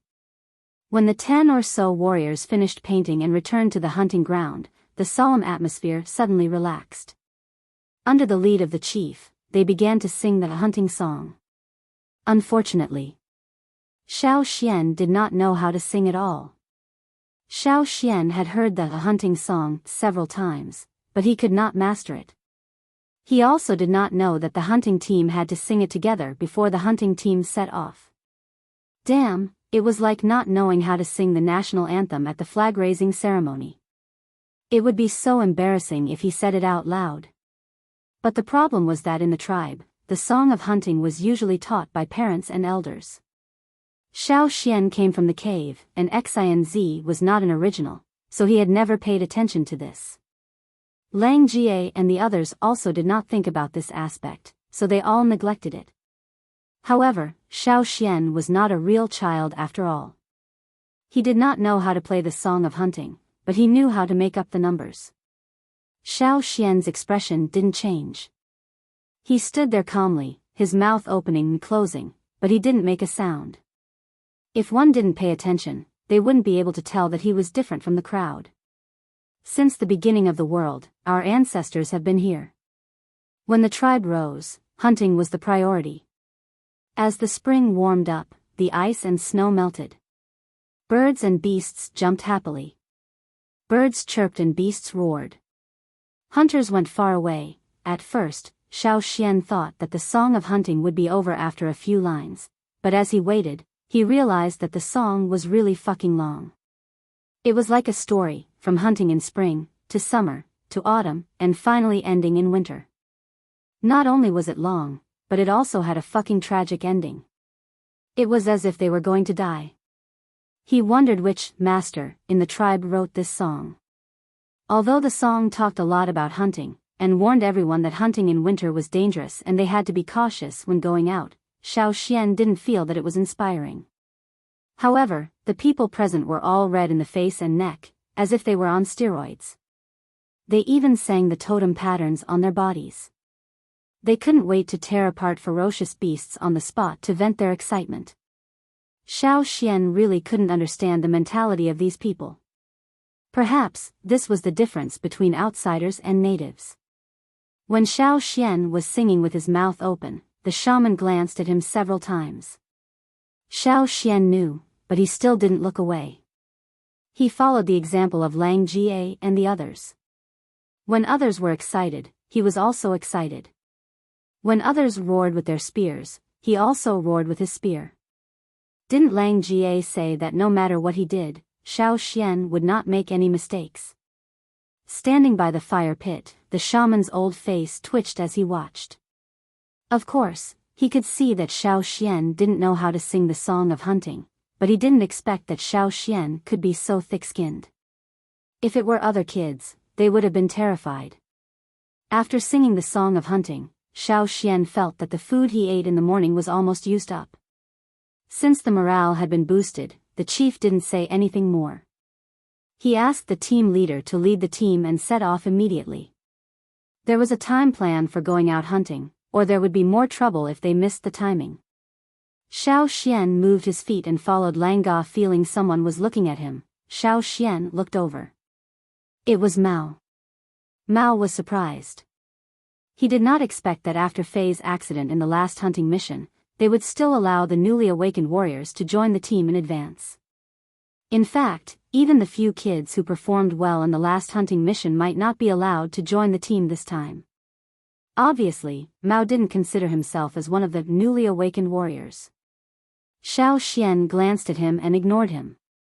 In case he made any mistakes, he had to follow Lang Jie closely.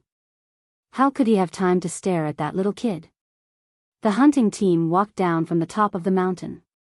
People gathered on both sides of the path of glory to see them off. In this team, only Mao and Xiao Xian were among the newly awakened warriors this year. Therefore, the two of them were very conspicuous. Many people on the mountain were not familiar with Xiao Xian.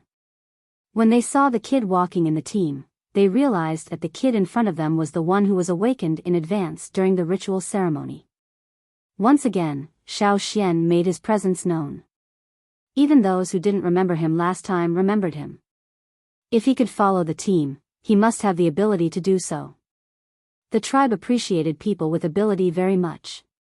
As they walked down the mountain, they met more and more familiar faces. They waved their fists at Xiao Xian, not because they wanted to beat him, but because they wanted to encourage Xiao Xian. To Xiao Xian's surprise, the kids in the orphan cave also gathered by the path of glory and joined the team to see them off. They waved their little fists at Xiao Xian with envy in their eyes. At least they had a conscience. He didn't help them for nothing. Xiao Xian thought. Xiao Xian also saw Sai behind the crowd. Sai was carried here by his father. He planned to sleep a little longer in the early morning, but he was carried here to see the hunting team off. He was looking at the passing warriors carelessly, but suddenly he stopped yawning and stared at Xiao Xian and the team with his eyes wide open. Then he turned his head stiffly to look at his father. As expected, when Sai's father saw Xiao Xian in the team, he narrowed his eyes and tightened his grip on Sai's hand. He was thinking about how to give Sai more training tasks. Walking down the path of glory, the hunting team sped up. The voices of the crowd gradually faded away until they could no longer be heard. Xiao Xian carried his equipment and followed closely behind Lang Ga. They were not completely out of the patrol area of the tribe. There was a small piece of flat land in front of them. Once they got out of the flat land, they would be out of the territory of the tribe. Running on the thick grass, Xiao Xian looked up at the forest on the other side of the flat land. Clouds and mist rose up like steam, hanging in the air and covering a large part of the forest below. It looked oppressive and heavy. A sharp mountain peak showed a corner above the clouds and mist, like a black eye, overlooking the living beings below. Before entering the forest, they had already felt the heaviness as if it was going to bury them alive. Before entering the forest, there was a short rest time, and the leaders would assign tasks. Xiao Xian took the opportunity to ask Lang Jie, who was arranging the ground bow, "What should I do later?" "You don't have to think about other things," Lang Jie smiled and said, "just don't fall behind. Xiao Xuanzi's hunting trip began. It's a new week, please recommend me. Chapter 41. After a short rest, the team leader led 40 warriors into the forest, while the others waited here. The rest of the warriors were divided into 5 groups. According to the original plan, they would enter the hunting areas separately in a fan shape, instead of gathering together. Xiao Xian was listening to Lang Ga's words, and when he looked up, he saw Mai and Mao coming over. That kid didn't follow us last time. Why is he here this time? Does he want to change the route? Ang whispered to his companions. I just saw Mao go to find the team leader, and then Mai was called over. Said Kuei, who had a good relationship with Lang Jie, and Ang Kuei was only a few years older than Xiao Xian, but after the awakening, he became taller. Now he looked not much shorter than Lang Jie and the others. Lang Jie and Ang both curled their lips. Xiao Xian knew it in his heart, because he heard Lang Jie and the others talk in private. The team leader of the hunting group was Mao's father. There were 2 reasons why Mao was able to join the hunting team. First, he was indeed capable, and he was indeed stronger than most of the other kids who were awakened in the same batch. His performance in the last hunting mission was also very good. The other reason was that he was ordered to join the hunting team by the team leader. Considering these 2 reasons, no one in the team had any objection. Obviously, it was Mao's idea to join their group this time, and the team leader had agreed. Xian, Mao, and you awakened in the same batch, and you two are about the same age. But Mao has more hunting experience than you, so you two should communicate more. Mai said. Okay. Xiao Xian didn't show any displeasure, because he was not qualified to raise any objection. Out of Xiao Xian's expectation, Mao did not show his usual arrogance of, I am the best in the world, nor did he look at Xiao Xian provocatively. Instead, he behaved himself and listened to Mai's plan carefully. From this point of view, he was smarter than Fei. After a while, the sound of a wooden whistle came from the forest in the distance. The whistle sounded like the chirping of a bird, but it also sounded like the cry of a deer. In this forest, it was not considered abrupt. That was the signal sent by the advance group, which meant that there were no ferocious beasts in front of them that were beyond the abilities of the hunting team, and there was nothing unusual compared to the previous hunting teams. The following teams could continue. The advance team would send out the news after the initial investigation, but they would not wait for the following teams to hunt together. They were considered people from the first level, so their hunting area was naturally different from the teams led by Mai and the others. Tua and Kiki, whom Xiao Xian knew, were both in the advance group. Alright, let's go. Mai called out to the rest of the team, same old rules, we have to get to the other side of the mountain before sunset. Xiao Xian looked at the mountain that the mic was pointing at. The mountain was huge and tall. This would have been impossible in his previous life, but in this world, it seemed to have become a habit. The other hunting teams also had their own hunting routes. Some of them did not go over the mountain, but took a detour and went in other directions.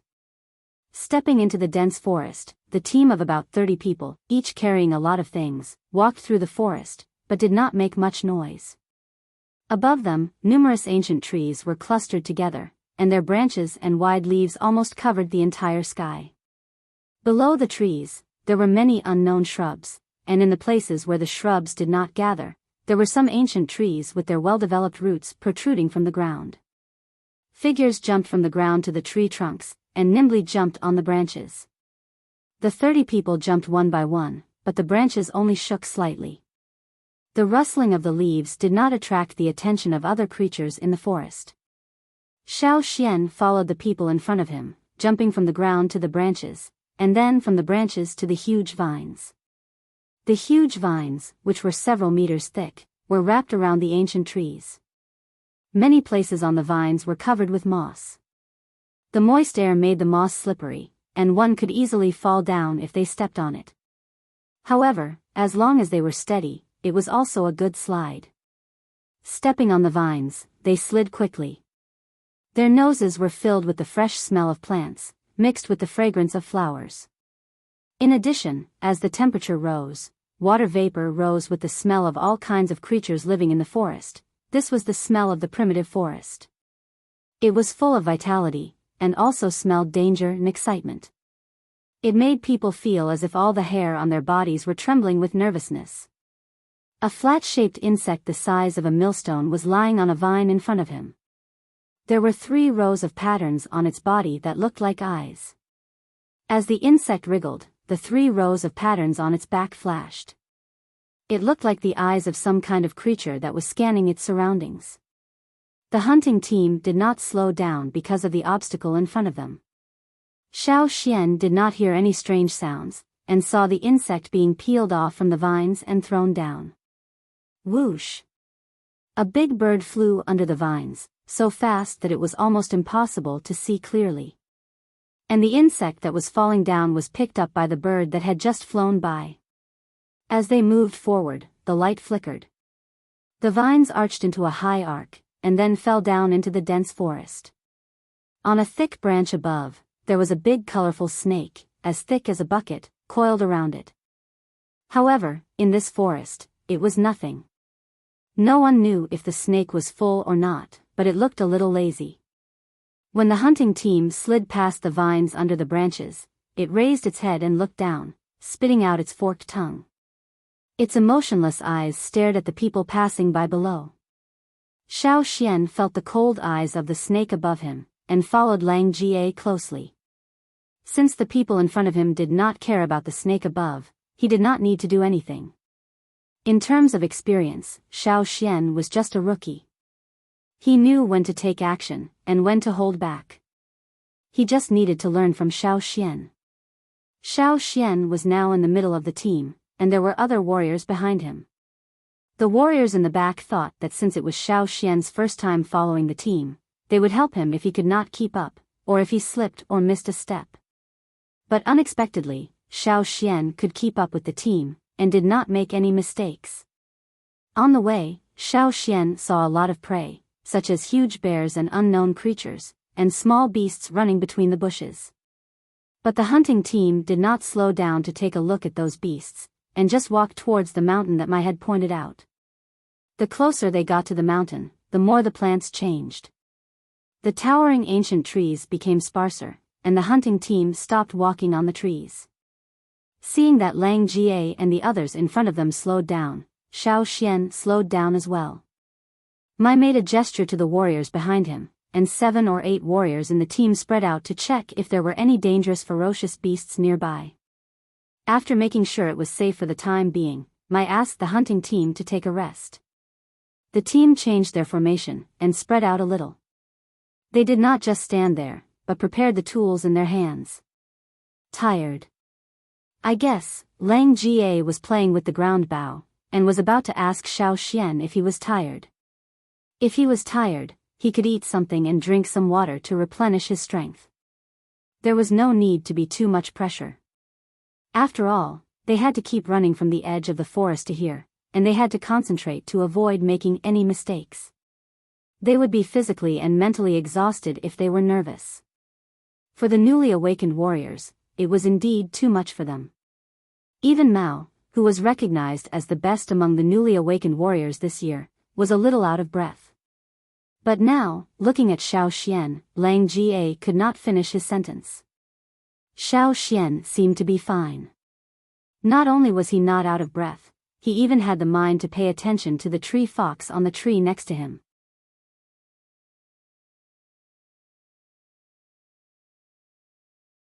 Chapter 42. It was Xiao Xian's first time seeing a small animal called a tree civet. It was about the size of an adult's palm, and its gray fur was mixed with brown stripes. It had big black eyes on its furry round head, and its eyes were especially innocent when it looked at people. Its ears were slightly lowered as it crouched on a 10-meter-high branch, hugging the tree trunk and looking down at the people below. "Don't look at it, that little thing doesn't taste good," Lang Jie said to Xiao Xian in a low voice. They were resting here and didn't forbid them from talking, but they all kept their voices low. Generally speaking, the warriors in the tribe weren't picky about the taste of their food. They would eat anything that didn't taste good, as long as it could replenish their energy. However, if it was rated as not tasty, then it wasn't just a matter of tasting bad. There might be other adverse effects on the body. Aren't they afraid of people? Xiao Xian asked in a low voice. Actually, many wild beasts don't show fear when they see a human for the first time. Instead, they show curiosity. But if you show a little bit of killing intent, then it's different. While speaking, Lang Jie raised his bow and aimed at the tree civet on the tree. The tree civet, which looked especially innocent and harmless, suddenly had a murderous look in its eyes. Its mouth, which hadn't been open before, was now wide open. Xiao Xian could see the sharp teeth in its mouth. Lang Jie didn't shoot at the tree civet, but lowered his hand, no longer aiming at it. It doesn't taste good with less meat, and its cry is also unpleasant, Lang Jie said, and went back to loading his ground bow, checking if there was any damage. After Lang Jie left, the tree civet on the tree returned to its original appearance. A finger-long flying insect flew over and flapped its wings. The surface of its body was covered in a layer of fine scales that reflected the sunlight and flickered.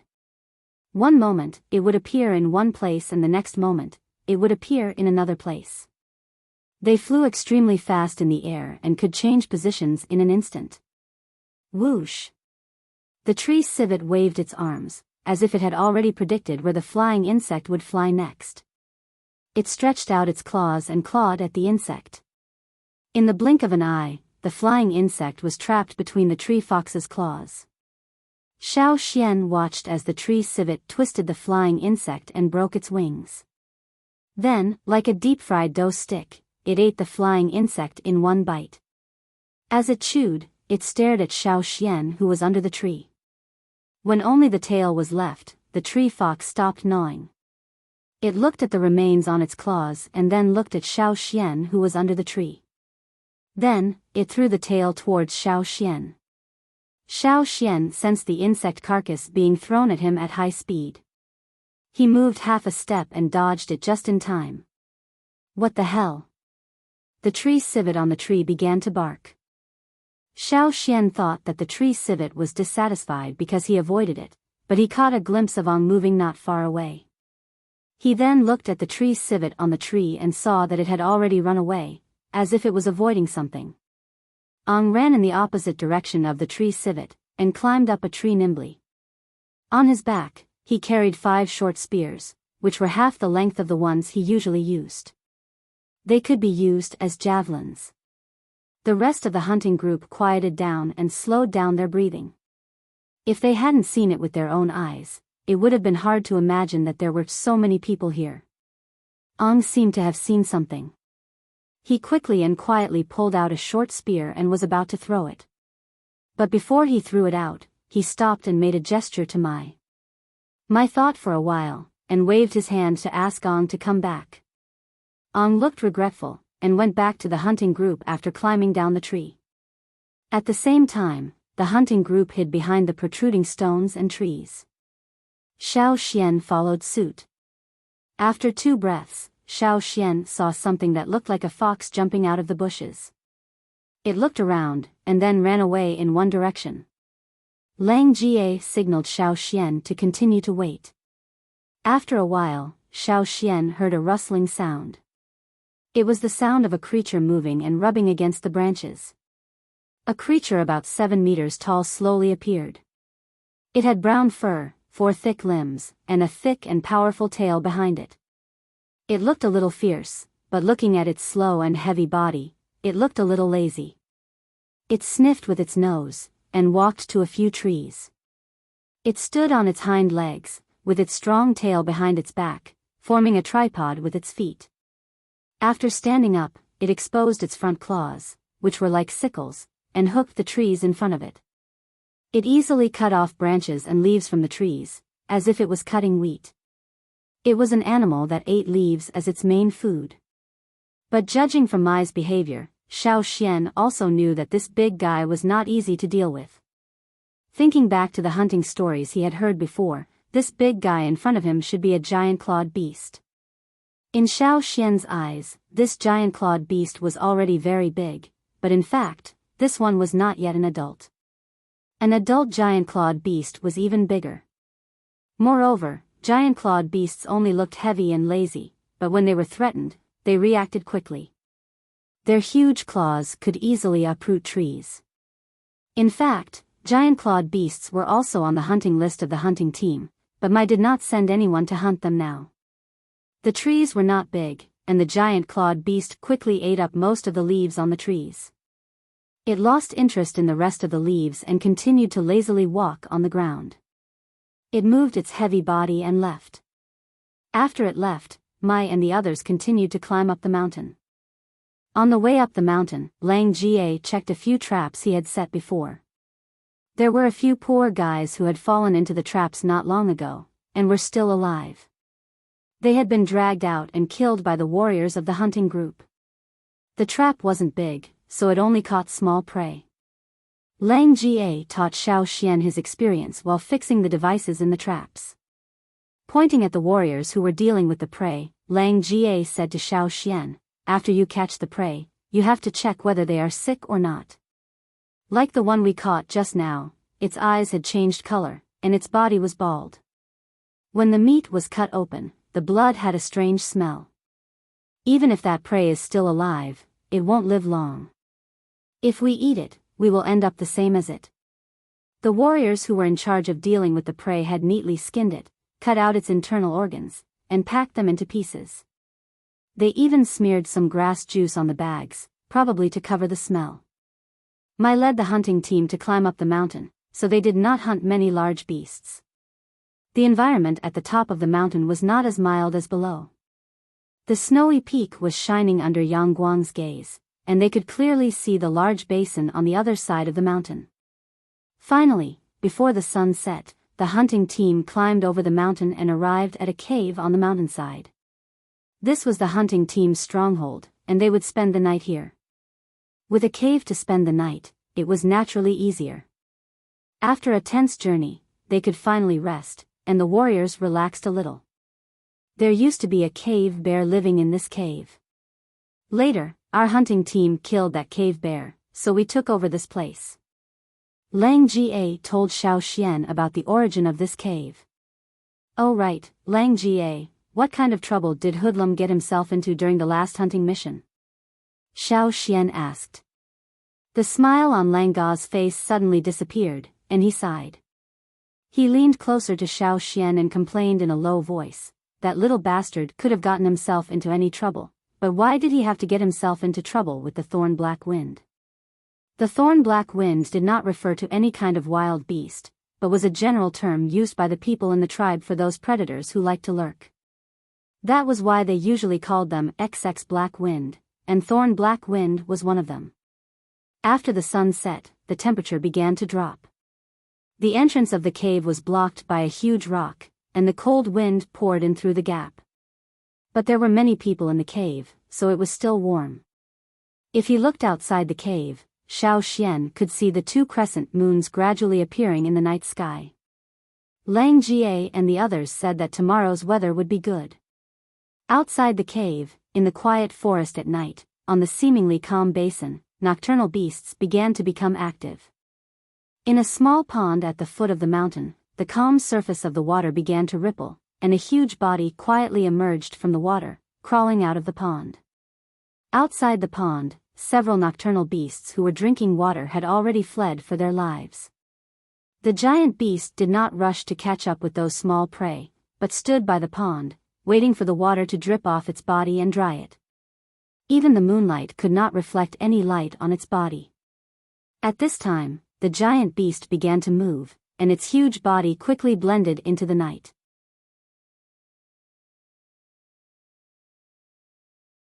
Chapter 43.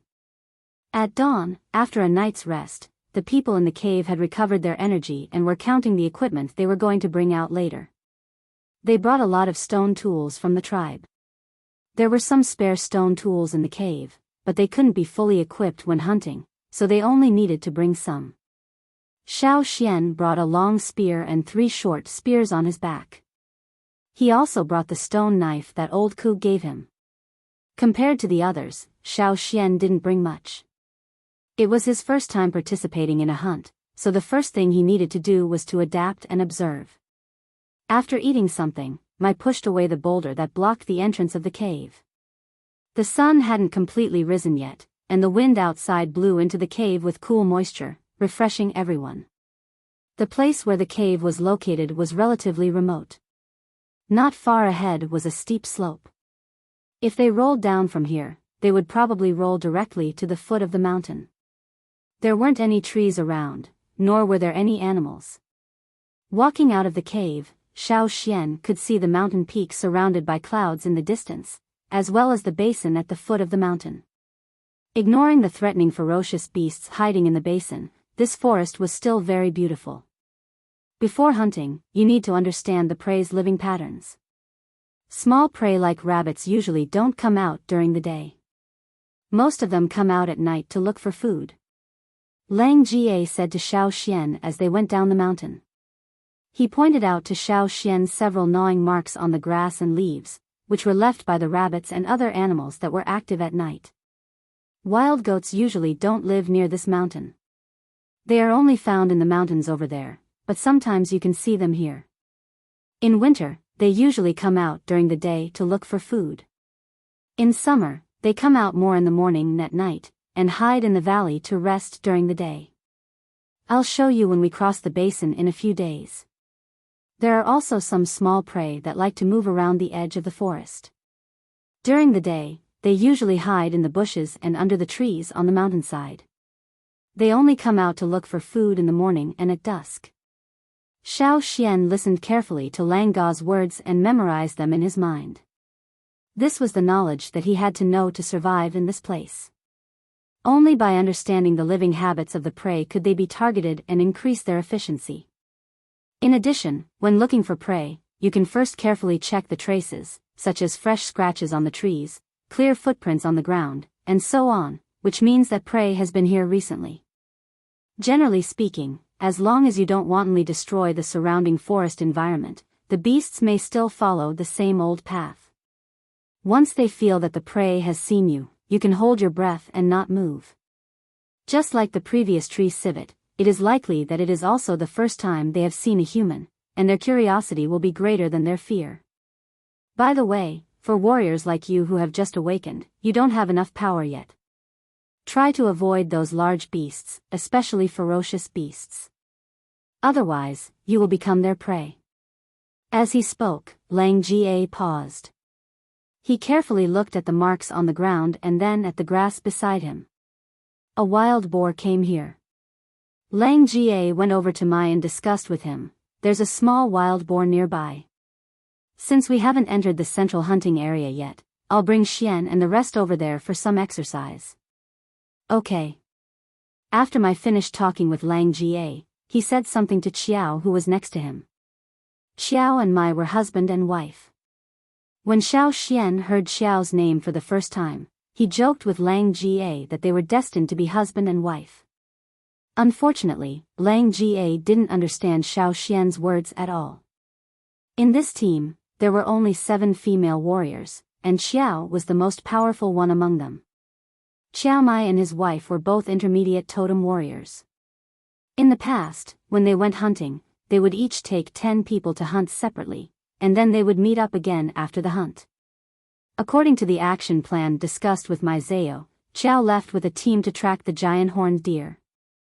Mai continued to lead the rest of the team along the original route. Lang Jie, you and Ong go to find that wild boar. I'll go over there with the others. Don't go too far. Got it. Lang Jie had set traps in many places on the mountain, including rope traps, falling stone traps, and sharp knife traps. Lang Jie pointed them out to Xiao Xian one by one, so that he wouldn't fall into them. Soon, Lang Jie found the wild boar's trace. He asked Xiao Xian and Mao to wait here, and he went to drive the wild boar over. Xiao Xian stood on a tree, carefully observing the surroundings. Although Mai and Lang Jie said that there were no large beasts around, he still had to be careful of some insects and snakes. The sound of the wild boar came from not far away, and it was approaching. Obviously, Lang Ga's driving worked, and the wild boar didn't run to other directions. Listening carefully, Xiao Xian held the long spear in his left hand, and took out a short spear from his back with his right hand. You can see how I do it later. For those prey, you can first trip them, and then kill them with the long spear. Mao, who was standing on another tree, said with a little arrogance. Without the others, this guy didn't pretend anymore, and acted like an experienced person. Xiao Xian glanced at him, and continued to listen to the sound that was getting closer and closer. Lang Jie and Mai both said that it was a small wild boar, but from the sound, Xiao Xian didn't feel that it was small at all. The wild boar that rushed out of the bush was at least 400 pounds. At first glance, it looked like a bear. But obviously, such a size could only get the word small from Lang Jie and the others. The wild boar rushed very fast. The wild boar seemed to realize that there was an ambush here, so it turned around. Xiao Xian quickly chased after it, and Mao, who was on another tree, ran in front of Xiao Xian. Whoosh! A short spear shot towards the wild boar like an arrow leaving the bow. Whoosh! The spear head went straight into the ground, and the body of the spear passed by the wild boar. The wild boar's reaction was really fast, but after the first spear was shot, the second spear also arrived. Suddenly, there was an ear-piercing squeal in the forest. The second spear was stuck in its neck, and half of the spear head went in. The wild boar screamed, and rushed to a big tree with the spear in its body. When it got close to the tree, it rubbed the spear off its neck with the help of the tree trunk. There was only a little blood on the tip of the spear that was rubbed off. Obviously, Mao's throw just now did not cause much damage to the wild boar. Mao was annoyed that he did not get the spear after throwing twice in a row. He was eager to show off just now, so he did not take the opportunity to throw the spear 3 times in a row. He held the third spear in his hand and continued to chase. He did not find any movement from Xiao Xian behind him, and thought, even if I missed, I will not miss next time. The guy behind me is not as good as me. For many people who were hunting for the first time, even if they had heard the hunting stories and had a solid foundation in theory, they would find that they did not have time to think when they really went into battle. Therefore, the people who were hunting for the first time were either too impatient to take the opportunity to shoot, or they felt that they could not find the best opportunity to shoot, so they kept waiting, and finally found that the opportunity had been missed. Therefore, in Mao's opinion, although he did not take the opportunity to shoot, at least he hit the target once. It was better than Xiao Xian, who did not shoot for a long time. After being stabbed, the wild boar did not slow down. Instead, it ran even faster than before, as if it was going all out. Just when Mao was about to shoot, he heard a quick whoosh sound behind him, and the next moment, the spearhead was inserted into the ground. Just now, the spear almost brushed against the front hoof of the wild boar, and the handle was slanted in front of the front hoof of the wild boar. Apparently, the wild boar did not expect to be stopped like this. It did not stop running forward, and was tripped by the spear. Before it could react, the second spear came, and it happened to be in front of the raised front hoof of the wild boar. The wooden handle of the spear was broken by the wild boar's strong momentum, and the wild boar was also tripped by the 2 spears. It rolled on the ground, and when it was about to get up, a figure jumped up from a nearby tree, and rushed over. The spear was like a shooting star, falling straight from the sky, and pierced into the wild boar's neck, which was the spot where the skin was hurt just now. An ear-piercing screech was heard, louder than before, and it hurt people's ears. Xiao Xian did not pull the spear out immediately. Instead, he gripped the spear and exerted more force. Puff! The spearhead almost pierced through the wild boar's neck, and the wild boar's howling stopped abruptly. Only its 4 hooves were still struggling, but it was too weak to fight back.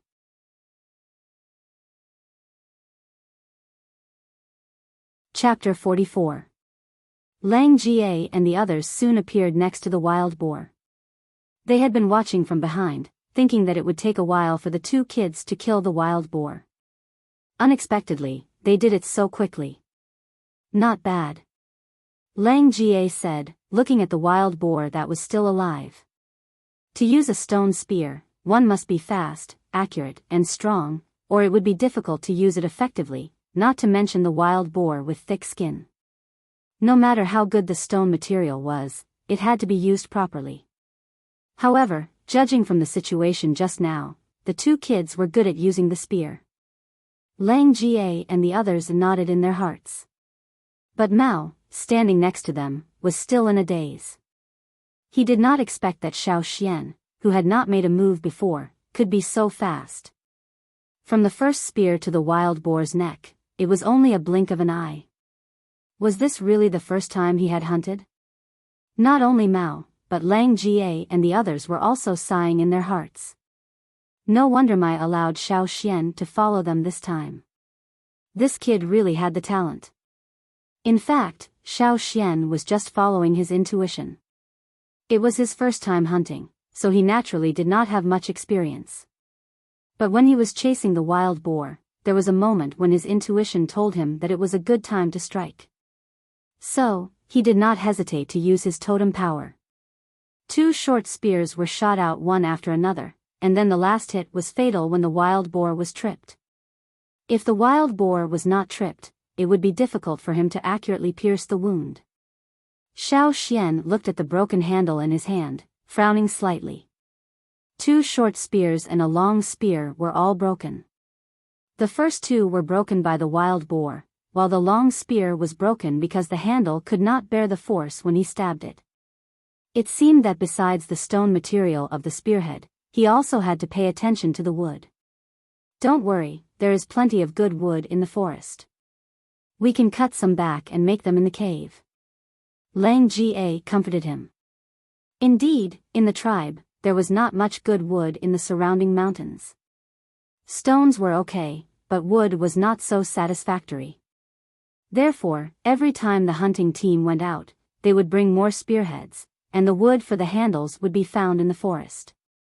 For larger beasts, Lang Jie and the others would first bleed them and put the blood into a bottle made from plant fruits such as a gourd. The blood could be eaten, and the meat that had been bled was easier to store. At this time, Lang Jie did not forget to impart his experience to Xiao Xian. The life of a wild boar is actually very fixed. Most of the time, it will rest in the grass near the water. Its daily foraging route also rarely changes. It will only look for a new place when it runs out of food or when it is threatened. When the temperature in the mountains drops, they will move to the valley that faces the sun and avoids the wind. He planned to skin the wild boar and dig out its internal organs before its body temperature dropped. However, before he could do anything, he heard a few whistles.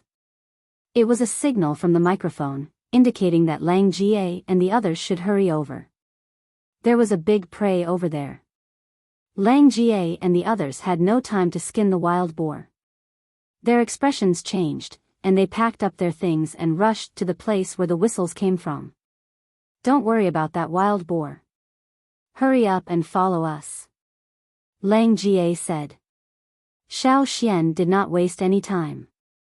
He did not look at the prey on the ground again, and followed Lang Jie and the others.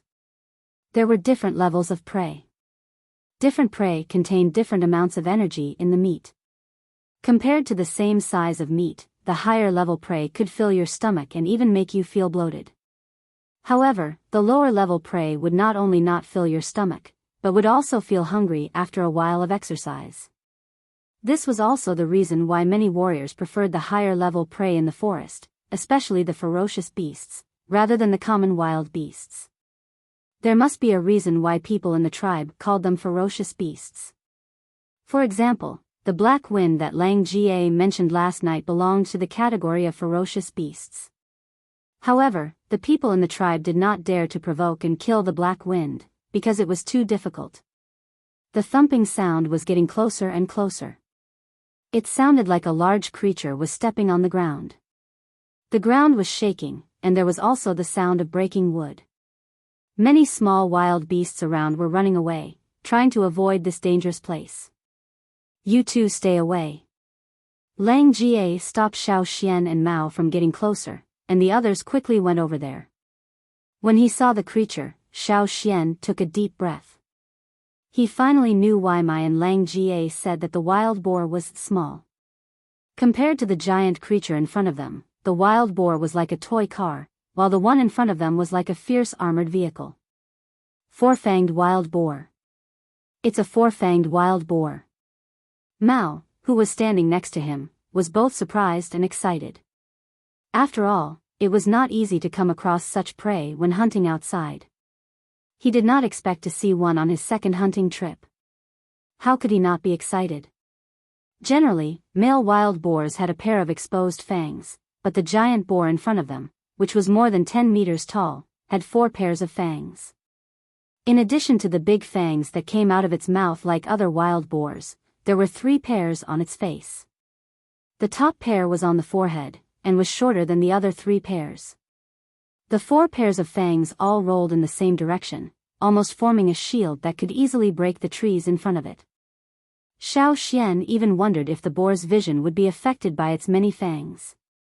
According to the classification of wild boars in the tribe, a boar with 3 pairs of fangs was already a ferocious beast, not to mention this one with 4 pairs.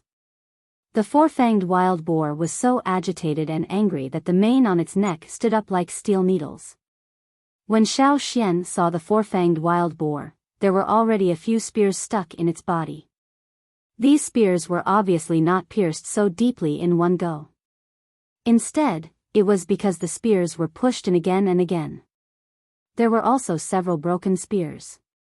The spearheads or handles were broken during the process, leaving only a section or spearhead on top. Many figures were moving around the wild boar.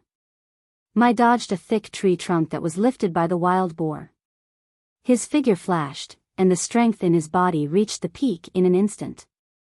With the help of a spear stuck in the wild boar's body, he jumped up, and his clenched fist was like a hammer. With a strong momentum, he punched the wild boar's body. The area hit by Mai's fist caved in, and the skin and flesh nearby vibrated like ripples. A loud and clear sound of a wild boar was heard, as if it was going to tear the space apart.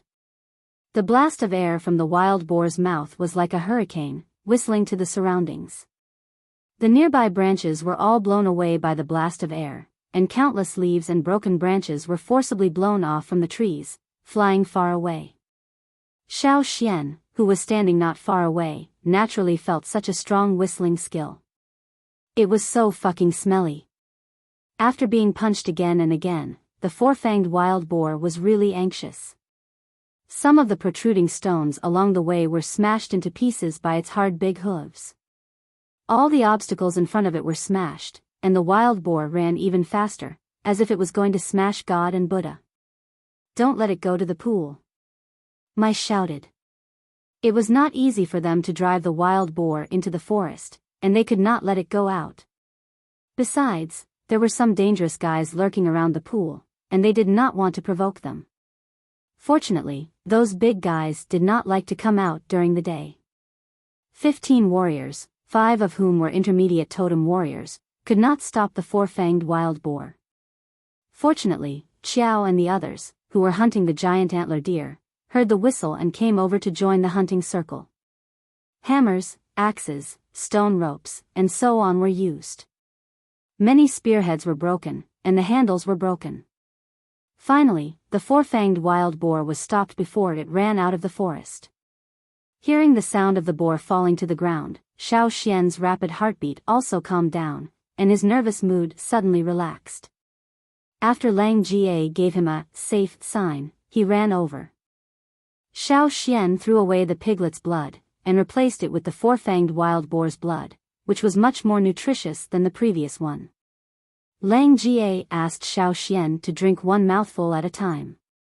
If he drank too much, he would not be able to bear it, as a totem warrior who had just awakened. Since they had hunted such a good prey, they did not chase other prey for the time being. After a simple cleaning, they moved the boar to the cave on the mountainside. When they returned to the cave, it was almost noon.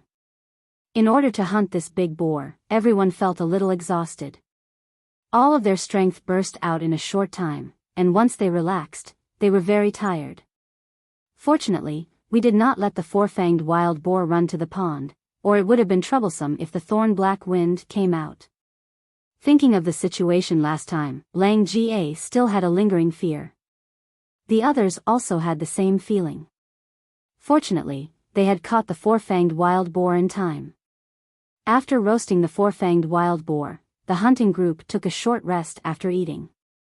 Xiao Xian felt a warm current surging in his body after eating, which made him feel lazy and comfortable. This was the benefit of high-level prey. The strength consumed in the morning was quickly recovering, and at the same time, he gradually became sleepy. Take a nap. You have just awakened, so you need more time to digest meat with high energy content. Mai said. Qiao said that she had tracked the movement of the giant antler deer herd, and that they would go hunting in the afternoon. Because of the large number of the deer herd, Mai would also bring some people to help. Lang Jie and the other four stayed in the cave to guard, and also to take care of the two kids who were digesting the boar meat. When Xiao Xian woke up again, there were only 5 people in the cave, including Lang Ga. After drinking some water, Xiao Xian still felt a little sleepy. After asking Mai about their movements, he planned to sleep for a while more. At this time, Ang ran in from outside the cave, with a pale face. I just heard the cry of the thorn black wind. It seems that Mai and the others got into trouble when they brought the prey back. Why would the thorn black wind come out in the daytime? The sun is not down yet. Lang Jie and the others were so shocked that they jumped up. Although the sun had already set, it was not yet dusk, and the thorn black wind usually came out at night, and most of the time it was late at night. Do you think it is revenge from last time? So it came out of the pond and advanced to block Mai and the others? Ang said worriedly. Shall we go and help them? Someone suggested. Lang Jie opened his mouth, and glanced at Xiao Xian and Mao who were lying on the side. It's okay. You go ahead. It is safe in the cave. Xiao Xian said. It was not suitable for him to join them in his current state. If he went, he would be a burden. You go ahead. Mao also woke up. The thorn black wind is not easy to deal with. Although Mao did not go with Mai and the others last time, he heard from others that it took almost all the strength of the whole team to get rid of the tough big guy. It was not easy. Okay. Xian, you two stay in the cave and don't go out. Lang Jie and the other 4 left the cave, and the boulder at the entrance was moved back to block the entrance. There was another vent in the cave, so they would not be suffocated.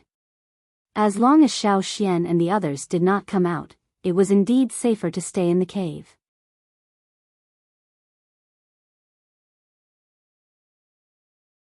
Chapter 45. After Lang Jie and the others left, Mao paced back and forth in the cave anxiously. He still didn't know what to do. He scratched his head impatiently and looked around, trying to find something to distract himself. When he turned his head, he saw Xiao Xian sitting on the straw mat with his legs crossed and staring blankly. Hey! Mao shouted towards that direction, why aren't you worried? Mao didn't have a good impression of Xiao Xian, but now was not the time to care about personal grudges. What's more, there were only 2 kids in the cave. If he didn't find someone to talk to, he would be worried. He always felt that it would be better to find something to do and talk to someone.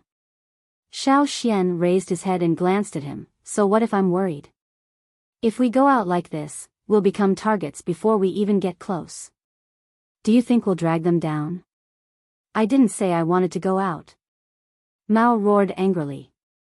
Although he did want to go out and take a look, he still felt uncomfortable when Xiao Xian said it so bluntly. If you can't go out, what else do you want? While speaking, Xiao Xian pointed at the big pieces of meat that Lang Jie and the others hadn't had time to roast, and said, instead of doing nothing here, why don't you roast them? No. Seeing Xiao Xian's attitude, Mao was furious. He felt that Xiao Xian was completely heartless. Why did Mai and the others treat Xiao Xian so well? Xiao Xian ignored Mao.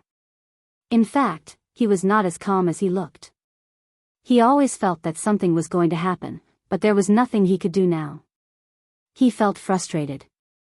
Beside him was a small bough that Lang Jie had just finished making. It was tightly wrapped with vines, and the string was soaked in beast blood and some kind of grass juice. It was very tough, and did not have the smell of beast blood. Instead, it had the smell of the woods in the forest. If it was hidden in the bushes or trees, it would be very difficult to find. Although this kind of bough was not very lethal to the wild beasts in this forest, it played a very good role in driving the wild beasts away. Previously, Lang Jie had used this bough and set to drive the wild boars towards Xiao Xian and the others. It was a pity that such a bough was too small, and there were not enough materials to make a bough that could withstand the peak strength of a totem warrior. Ground bows, traps, and other things were not very effective against the large beasts in this forest. Most of the time, they still had to rely on manpower. Xiao Xian sighed almost imperceptibly. He wondered how Mai and the others were doing. Hopefully, there wouldn't be any casualties this time. Hunting was always filled with danger. One moment it was calm and tranquil, and the next moment it might be like standing on the edge of a cliff. The slightest carelessness could cause one to fall into the abyss without leaving behind a corpse. Compared to that, the tribe was really comfortable. No wonder old Kus said that they must go into the forest to have a look. If they stayed in the tribe, they would never feel such pressure. Here, they could only try their best to survive under the pressure of the cruel law of nature. If I don't eat you, you will eat me. In this place, there were more ferocious beasts than humans. It was extremely difficult to rely on one's own strength to get food and survive in this dangerous forest. Of course, the warriors in the tribe had their own special source of power, but no warrior was strong enough to go hunting alone in the deep forest. Only by working together and relying on the strength of the group could one survive. Just like the four-fanged wild boar that they had encountered before, and the thorn-black wind that Mai and the others were fighting hard against. There was still a long way to go from a rookie to a hunter. He stopped thinking about it, because it was useless to think too much. Xiao Xian cut off a small piece of meat from the large piece of bloody meat on the side, poked a small hole with a stone spear, and pierced the meat with a half-meter-long stick. Then, he took it to the fire and roasted it for a while. When a layer of burnt skin formed on the surface of the meat, Xiao Xian moved the stick to a position slightly further away from the fire to prevent the oil from flowing out. Xiao Xian continued to roast it. Mao, who was anxious and didn't know what to do, turned around twice and looked at Xiao Xian again. He asked in a bad tone, "What are you doing? Roasting it for yourself?" If it was roasted by the hunting team, they would not only roast such a small piece. But Xiao Xian only roasted such a small piece. Obviously, he roasted it for himself. Yes. Xiao Xian answered weakly. He was really hungry, and the energy he gained from eating the meat was gone again. Now that he couldn't do anything else, he might as well fill his stomach first. Only when he was full would he have the energy to do other things. Mao's face twitched. He was still a little full. The four-fanged boar meat he had eaten before was about the same size as Xiao Xian. Mai had calculated it before he cut it for them. Too much meat would cause indigestion. If he didn't move after eating, he wouldn't be hungry for the whole day. But now Xiao Xian was roasting meat again. "Eat until you die," Mao said angrily. Xiao Xian didn't care. He was really getting hungrier and hungrier. He didn't move much. When the meat was roasted, Mai and the others still hadn't come back. Xiao Xian felt the warm feeling after eating the meat again. He was sleepy. He wanted to wait for Mai and the others to come back, but his eyelids were getting heavier and his mind was a little muddled. He couldn't stay awake anymore. Xiao Xian said to Mao, who was walking back and forth to the entrance of the cave, "I'm going to sleep for a while. Wake me up if anything happens. Don't go out by yourself." Seeing that Xiao Xian still had the mood to sleep, Mao pointed at Xiao Xian angrily. His chest heaved up and down. He wanted to punch Xiao Xian, but he restrained himself. However, after Xiao Xian fell asleep, Mao walked back and forth. As he continued to digest the meat and store the energy, he also felt sleepy. He had no choice. He couldn't wait for Mai and the others to come back, and he couldn't go out of the cave. So he just lay down and fell asleep. The sky outside the cave was getting darker and darker. The sun was about to set, leaving only a little halo on the edge of the mountain in the distance. The halo was getting smaller and smaller. The noisy forest gradually quieted down. The day animals had already retreated to their resting places, and the nocturnal animals were also getting restless as the night deepened. At the same time, Mai and the others, who were stopped at the foot of the mountain, were also very depressed. The thorn black wind was very territorial. Generally speaking, there would only be one thorn black wind in one place. There was only one pool at the foot of the mountain, and the area around the pool would be considered as the territory of the thorn black wind. Theoretically, there should only be one thorn black wind here. Last time, they only met one adult thorn black wind. But now, they were stopped by two adult thorn black winds. After Lang Jie and the other four joined the team, the pressure on Mai and the others was slightly relieved. When they went down the mountain, Lang Jie and the others deliberately brought some herbs from the cave. Some of them were used for external injuries, and the other was used for the thorn black wind. The herbs mixed by the shaman were not good for ferocious beasts. Now, the thorn black wind attacked less often. The team of 30 people did not have the upper hand when facing two thorn black winds, and the two thorn black winds could not do anything to Mai and the others for the time being. Most of the time, they just watched not far away. But as long as someone ran up the mountain, the two thorn black winds would quickly run to stop them. Mai, I feel something is wrong. Qiao said hurriedly, with her back to Mai, staring at the thorn black wind that was hiding behind a few trees not far away. Didn't you almost cut off the tail of that thorn black wind last time? I have observed, but there is no trace on the tails of these two thorn black wind. During the last hunt, Mai's team almost used all of their strength to force that crazy thorn black wind back. Mai almost cut off the tail of that thorn black wind. The wound was near the tip of the tail. After 30 days, even if the thorn black wind had a strong recovery ability, it was impossible for it not to leave any trace. But now, there was no trace on the tails of these two thorn black winds.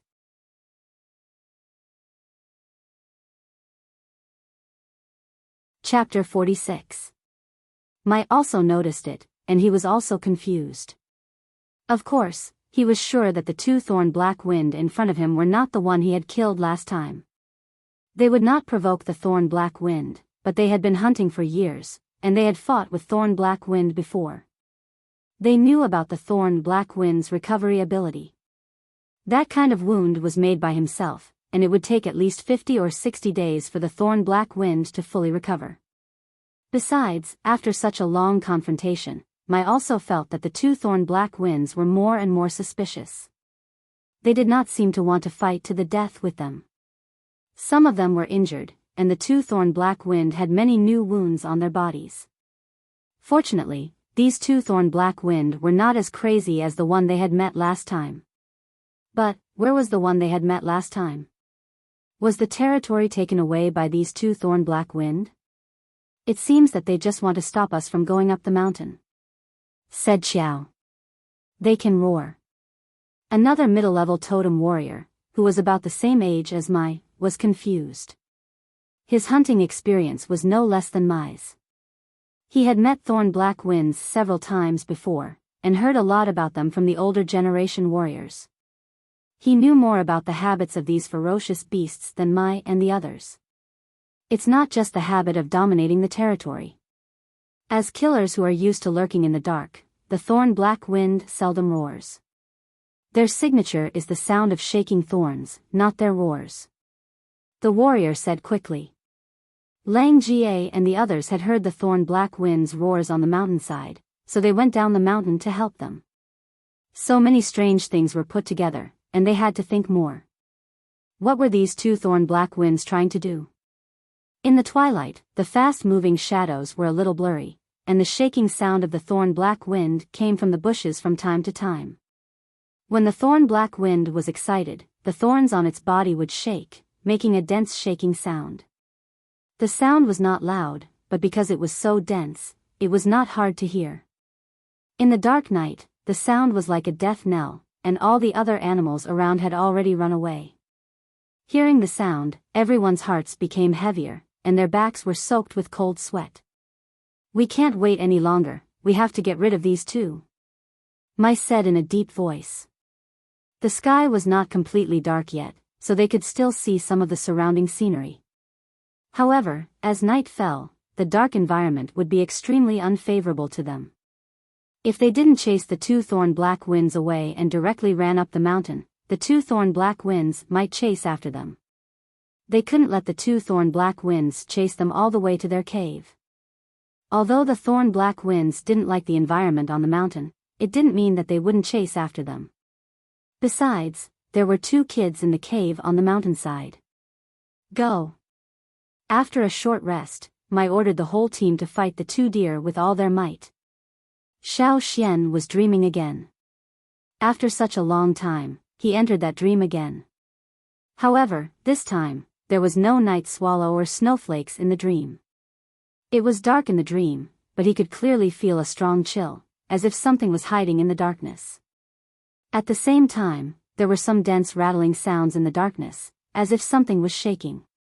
Xiao Xian suddenly opened his eyes and sat up. He touched his forehead, which was covered with cold sweat. Feeling the chill on his back, Xiao Xian shivered and moved closer to the bonfire. Looking at the burning situation of the wood in the bonfire, Xiao Xian guessed that it had been a while since Lang Jie and the others left.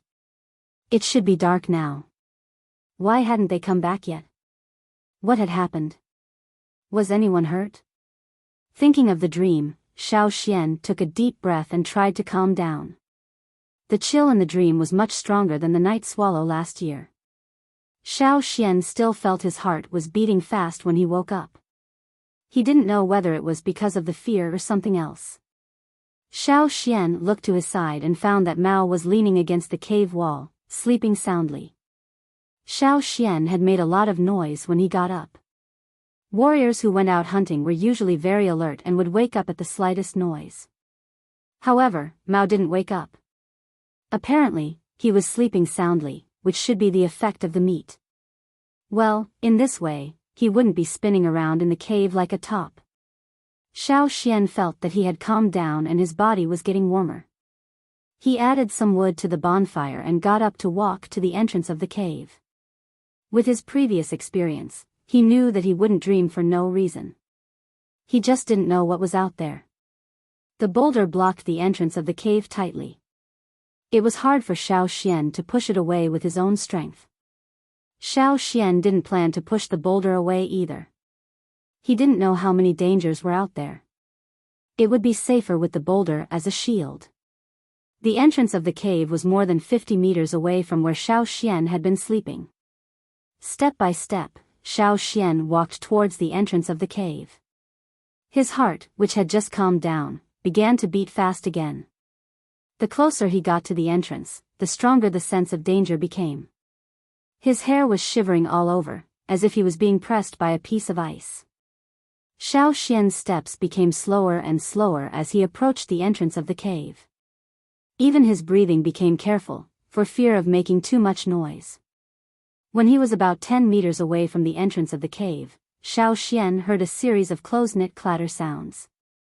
It sounded like it was ringing in his ears, but also like an illusion. A few pieces of wood had just been added to the bonfire in the cave. The fire was a little bigger, and the flame was dancing. It shone on people's shadows, and occasionally there was the crackling sound of the wood burning. However, Xiao Xian didn't feel warm at all. Instead, he felt cold. Xiao Xian opened his mouth and took a deep breath silently. After adjusting his mood, Xiao Xian tightened his nerves and stepped back quickly and quietly. Coming to Mao's side, Xiao Xian gave him a push. Although he was in a deep sleep, his subconsciousness was still there. When Xiao Xian gave him a push, Mao quickly opened his eyes and put on a defensive posture. However, when he came to his senses and saw only Xiao Xian in front of him, his face immediately turned pale. When he was about to say something, Xiao Xian quickly covered Mao's mouth and glanced at the entrance of the cave. Mao was not a person who didn't understand the situation. Otherwise, he wouldn't have been allowed to follow the team. Seeing Xiao Xian so nervous, he knew something was wrong at the entrance of the cave. Opening his mouth, Mao mouthed, "What's going on?" Xiao Xian didn't have time to say anything. Looking at the top of the cave, he remembered that there was a secret vent above. He jumped up, stepped on the wall, and climbed to the top to search carefully. The cave wall was not smooth, and there were many protrusions, so it was not difficult to climb up. There were 3 vents. 2 of them were too small, and the last one was a little bigger, but it was blocked by a stone. Xiao Xian tried hard to move the stone away, and signaled Mao below to catch it. Mao was a little anxious. He didn't know what was going on outside. Mai and the others hadn't come back yet, and Xiao Xian didn't tell him what was going on. If it were any other time, he would have shouted, but now, after catching the stone, Mao carefully put it down, without making any sound. Almost at the same time, he heard a strange sound from the boulder at the entrance of the cave, as if something sharp was scratching on the stone. Mao's face changed. That scratching sound didn't sound like it was made by a human. The boulder at the entrance of the cave was moving. The evening wind blew in through the gap. The flames of the bonfire flickered even more fiercely. Mao saw his elongated shadow on the cave wall, which was distorted by the flickering flames. Mao had never encountered such a situation in his life. No matter how he used to show off in the tribe, or how he bragged about those thrilling hunting stories, he didn't know what kind of feeling it was until he actually encountered it. Except for the 2 of them, who had just awakened, no one else was there. No one would help them, and most of the creatures that got close to them were no match for them. When his grandfather, who was the chief, told him hunting stories, he once asked him, "Mao, do you know the feeling of desperation?"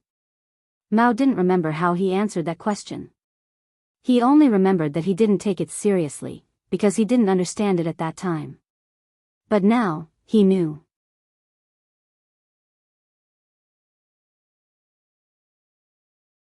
Chapter 47.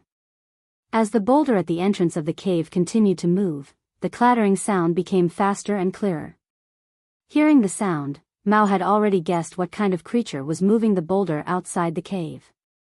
Because of that, Mao's face turned pale, and his blood seemed to have frozen. He stood there stiffly, staring at the entrance of the cave. After checking the vent above, Xiao Xian jumped down from above and patted Mao on the back. Mao was so scared that he almost jumped up. With his lips trembling, Mao didn't know what to say. After all, he and Xiao Xian had just awakened their power not long ago. It was impossible for them to defeat the creature outside. The gap between their power was too big. No matter how brave they were, they couldn't deny the fact. Xiao Xian put on his machete, and signaled Mao to go up. He had checked just now, and didn't see any dangerous creatures outside the vent. Even if there were, they had to go that way. It was better than staying in the cave and being eaten. The boulder at the entrance of the cave was moved farther and farther away. The night wind blew into the cave, and the flames of the bonfire were dancing. Mao didn't have time to think. He tried to calm himself down, and followed Xiao Xian with his machete. Although the old hunters had told them that it was very dangerous at night in the forest, they had no other choice now. There was always a chance to escape from the vent above. But if they stayed here, they would die for nothing. They might be swallowed by the thorn black wind before they could use all their power. The vent was barely big enough for Xiao Xian and Mao to get out. If they were older, they wouldn't be able to get out. When Xiao Xian and Mao went up, the boulder at the entrance of the cave had been moved away, and more than half of the entrance of the cave was exposed. The thorn black wind was so excited that its clattering sound echoed in the cave. The whole cave was filled with the sound. The beasts in the forest were afraid of fire, but not all of them. Besides, the bonfire in the cave was not big. For the thorn black wind, which was over 10 meters long, such a small fire was no threat at all. It seemed that the thorn-black wind didn't expect that there was no one in the cave. It was a bit confused, so it walked slowly. It stretched out its long, forked tongue and sensed the smell in the cave. Its eyes scanned the entire cave inch by inch like a radar. It felt that the burning bonfire was a bit of an eyesore, so it suddenly exerted force on its four limbs. Its whole body was like a black wind, and in the blink of an eye, it had already arrived at the bonfire and stepped on it. Bang! The thick horny scales blocked the burning sensation of the bonfire and put it out with a stomp. The cave instantly darkened. There was no one in the cave. The smell of the four-fanged black boar's flesh was very strong, but it could still distinguish the scents of many humans, many of which it was very familiar with. The thorns on its body trembled as it recalled the last time it encountered these people. Da-da-da. Zhenxi's voice was even more hurried than before. Outside the vent, Xiao Xian and Mao stood with their backs against the steep mountain wall. They were now hoping that the thorn-black wind would leave after it finished exploring the cave and didn't find anyone. When Mai and the others came back, they would go back into the cave. Holding his breath, Xiao Xian listened carefully to the sounds in the cave. Except for the occasional slight clattering sound, they didn't know what was going on in the cave. They also heard the sound of the bonfire being stepped on. They tightened their bodies, just in case. After waiting for a while, they didn't hear any other sounds in the cave. They didn't know whether the thorn-black wind had left the cave or not. The night was getting darker. Although it was not completely dark, the light was dim. And because of the angle, they couldn't see clearly what was going on in the cave. While thinking, Xiao Xian suddenly felt his scalp numb. A chill quickly spread along his spine, which made him shiver. He quickly moved 2 steps away from the vent. While moving, he pulled Mao, indicating that he should follow him and stay away from the vent. Mao moved his sight away from the vent. After 2 steps, he looked at Xiao Xian. When he was about to make a gesture to Xiao Xian, he suddenly felt a gust of wind behind his ear. The wind was so strong that it carried a cold killing intent. Mao felt that all the pores on the back of his neck were about to explode. Ding! The beast's claw was nailed to the mountain wall. The flying stone fragments hit Mao's body. His arm was scratched by a few sharp stones. Mao didn't care about the wound at all. He didn't have time to care about it. At the moment, he felt like his heart was being hammered. He didn't even notice when the beast's claw reached out from the vent. He didn't hear any sound at all. Everything happened too quickly, too quietly. If it wasn't for Xiao Xian pulling him to the side, and if it wasn't for the fact that the vent wasn't big enough for the beast's claw to fully extend, Mao would have been nailed to the mountain wall by the claw, or even directly slapped to death by it. The claw that reached out from the vent was nailed to the mountain wall. When it pulled out, the sharp claw directly pried out a big piece of stone. When the claw closed, the stone was instantly crushed. The beast's claw didn't catch anyone, and when it pulled back, it also scratched off a piece of the vent. The vent that was only big enough for a child to pass through suddenly became twice as big. Not only that, the beast's claw seemed to want to continue expanding the vent. Obviously, the thorn-black wind already knew that Xiao Xian and Mao were outside, and had its eyes on them. Let's go. Xiao Xian and Mao quickly ran away. Such a steep mountain wall was actually not that difficult for them. It wasn't completely dark yet, and they just needed to stay calm and not make any mistakes. One wrong step and they might fall down the mountain wall. With their physique and reflexes, they wouldn't fall to death, but it was very likely that they would be blocked by the thorn-black wind behind them. Which way should we go? Mao asked. Because of what happened just now, he had more trust in Xiao Xian. After all, there were several times when Xiao Xian had sensed danger before he realized anything. Let's go up the mountain, Xiao Xian said. This was also the question that Xiao Xian had just thought about. Mai and the others should be at the foot of the mountain now. It was a good idea to ask them for help, but if they ran down the mountain, it was still a problem whether they could successfully get rid of the thorn-black wind behind them. That big guy's sense of smell was too sensitive, and Xiao Xian didn't have the confidence to get rid of it directly. Besides, Mai and the others hadn't been able to go up the mountain smoothly, and he didn't know what the situation was like there. The situation at the foot of the mountain was unclear, so it was obviously not a good idea to go down now. There was another reason, which was just Xiao Xian's guess. While running up the mountain, Xiao Xian asked, "Is the thorn black wind afraid of the cold?" Xiao Xian's question reminded Mao of something. I heard that the thorn black wind seldom goes up the mountain, and likes to stay in warm and humid places. While speaking, Mao also understood Xiao Xian's meaning. The temperature would drop a lot as they went up the mountain. The temperature difference between the top and the bottom of the mountain was huge.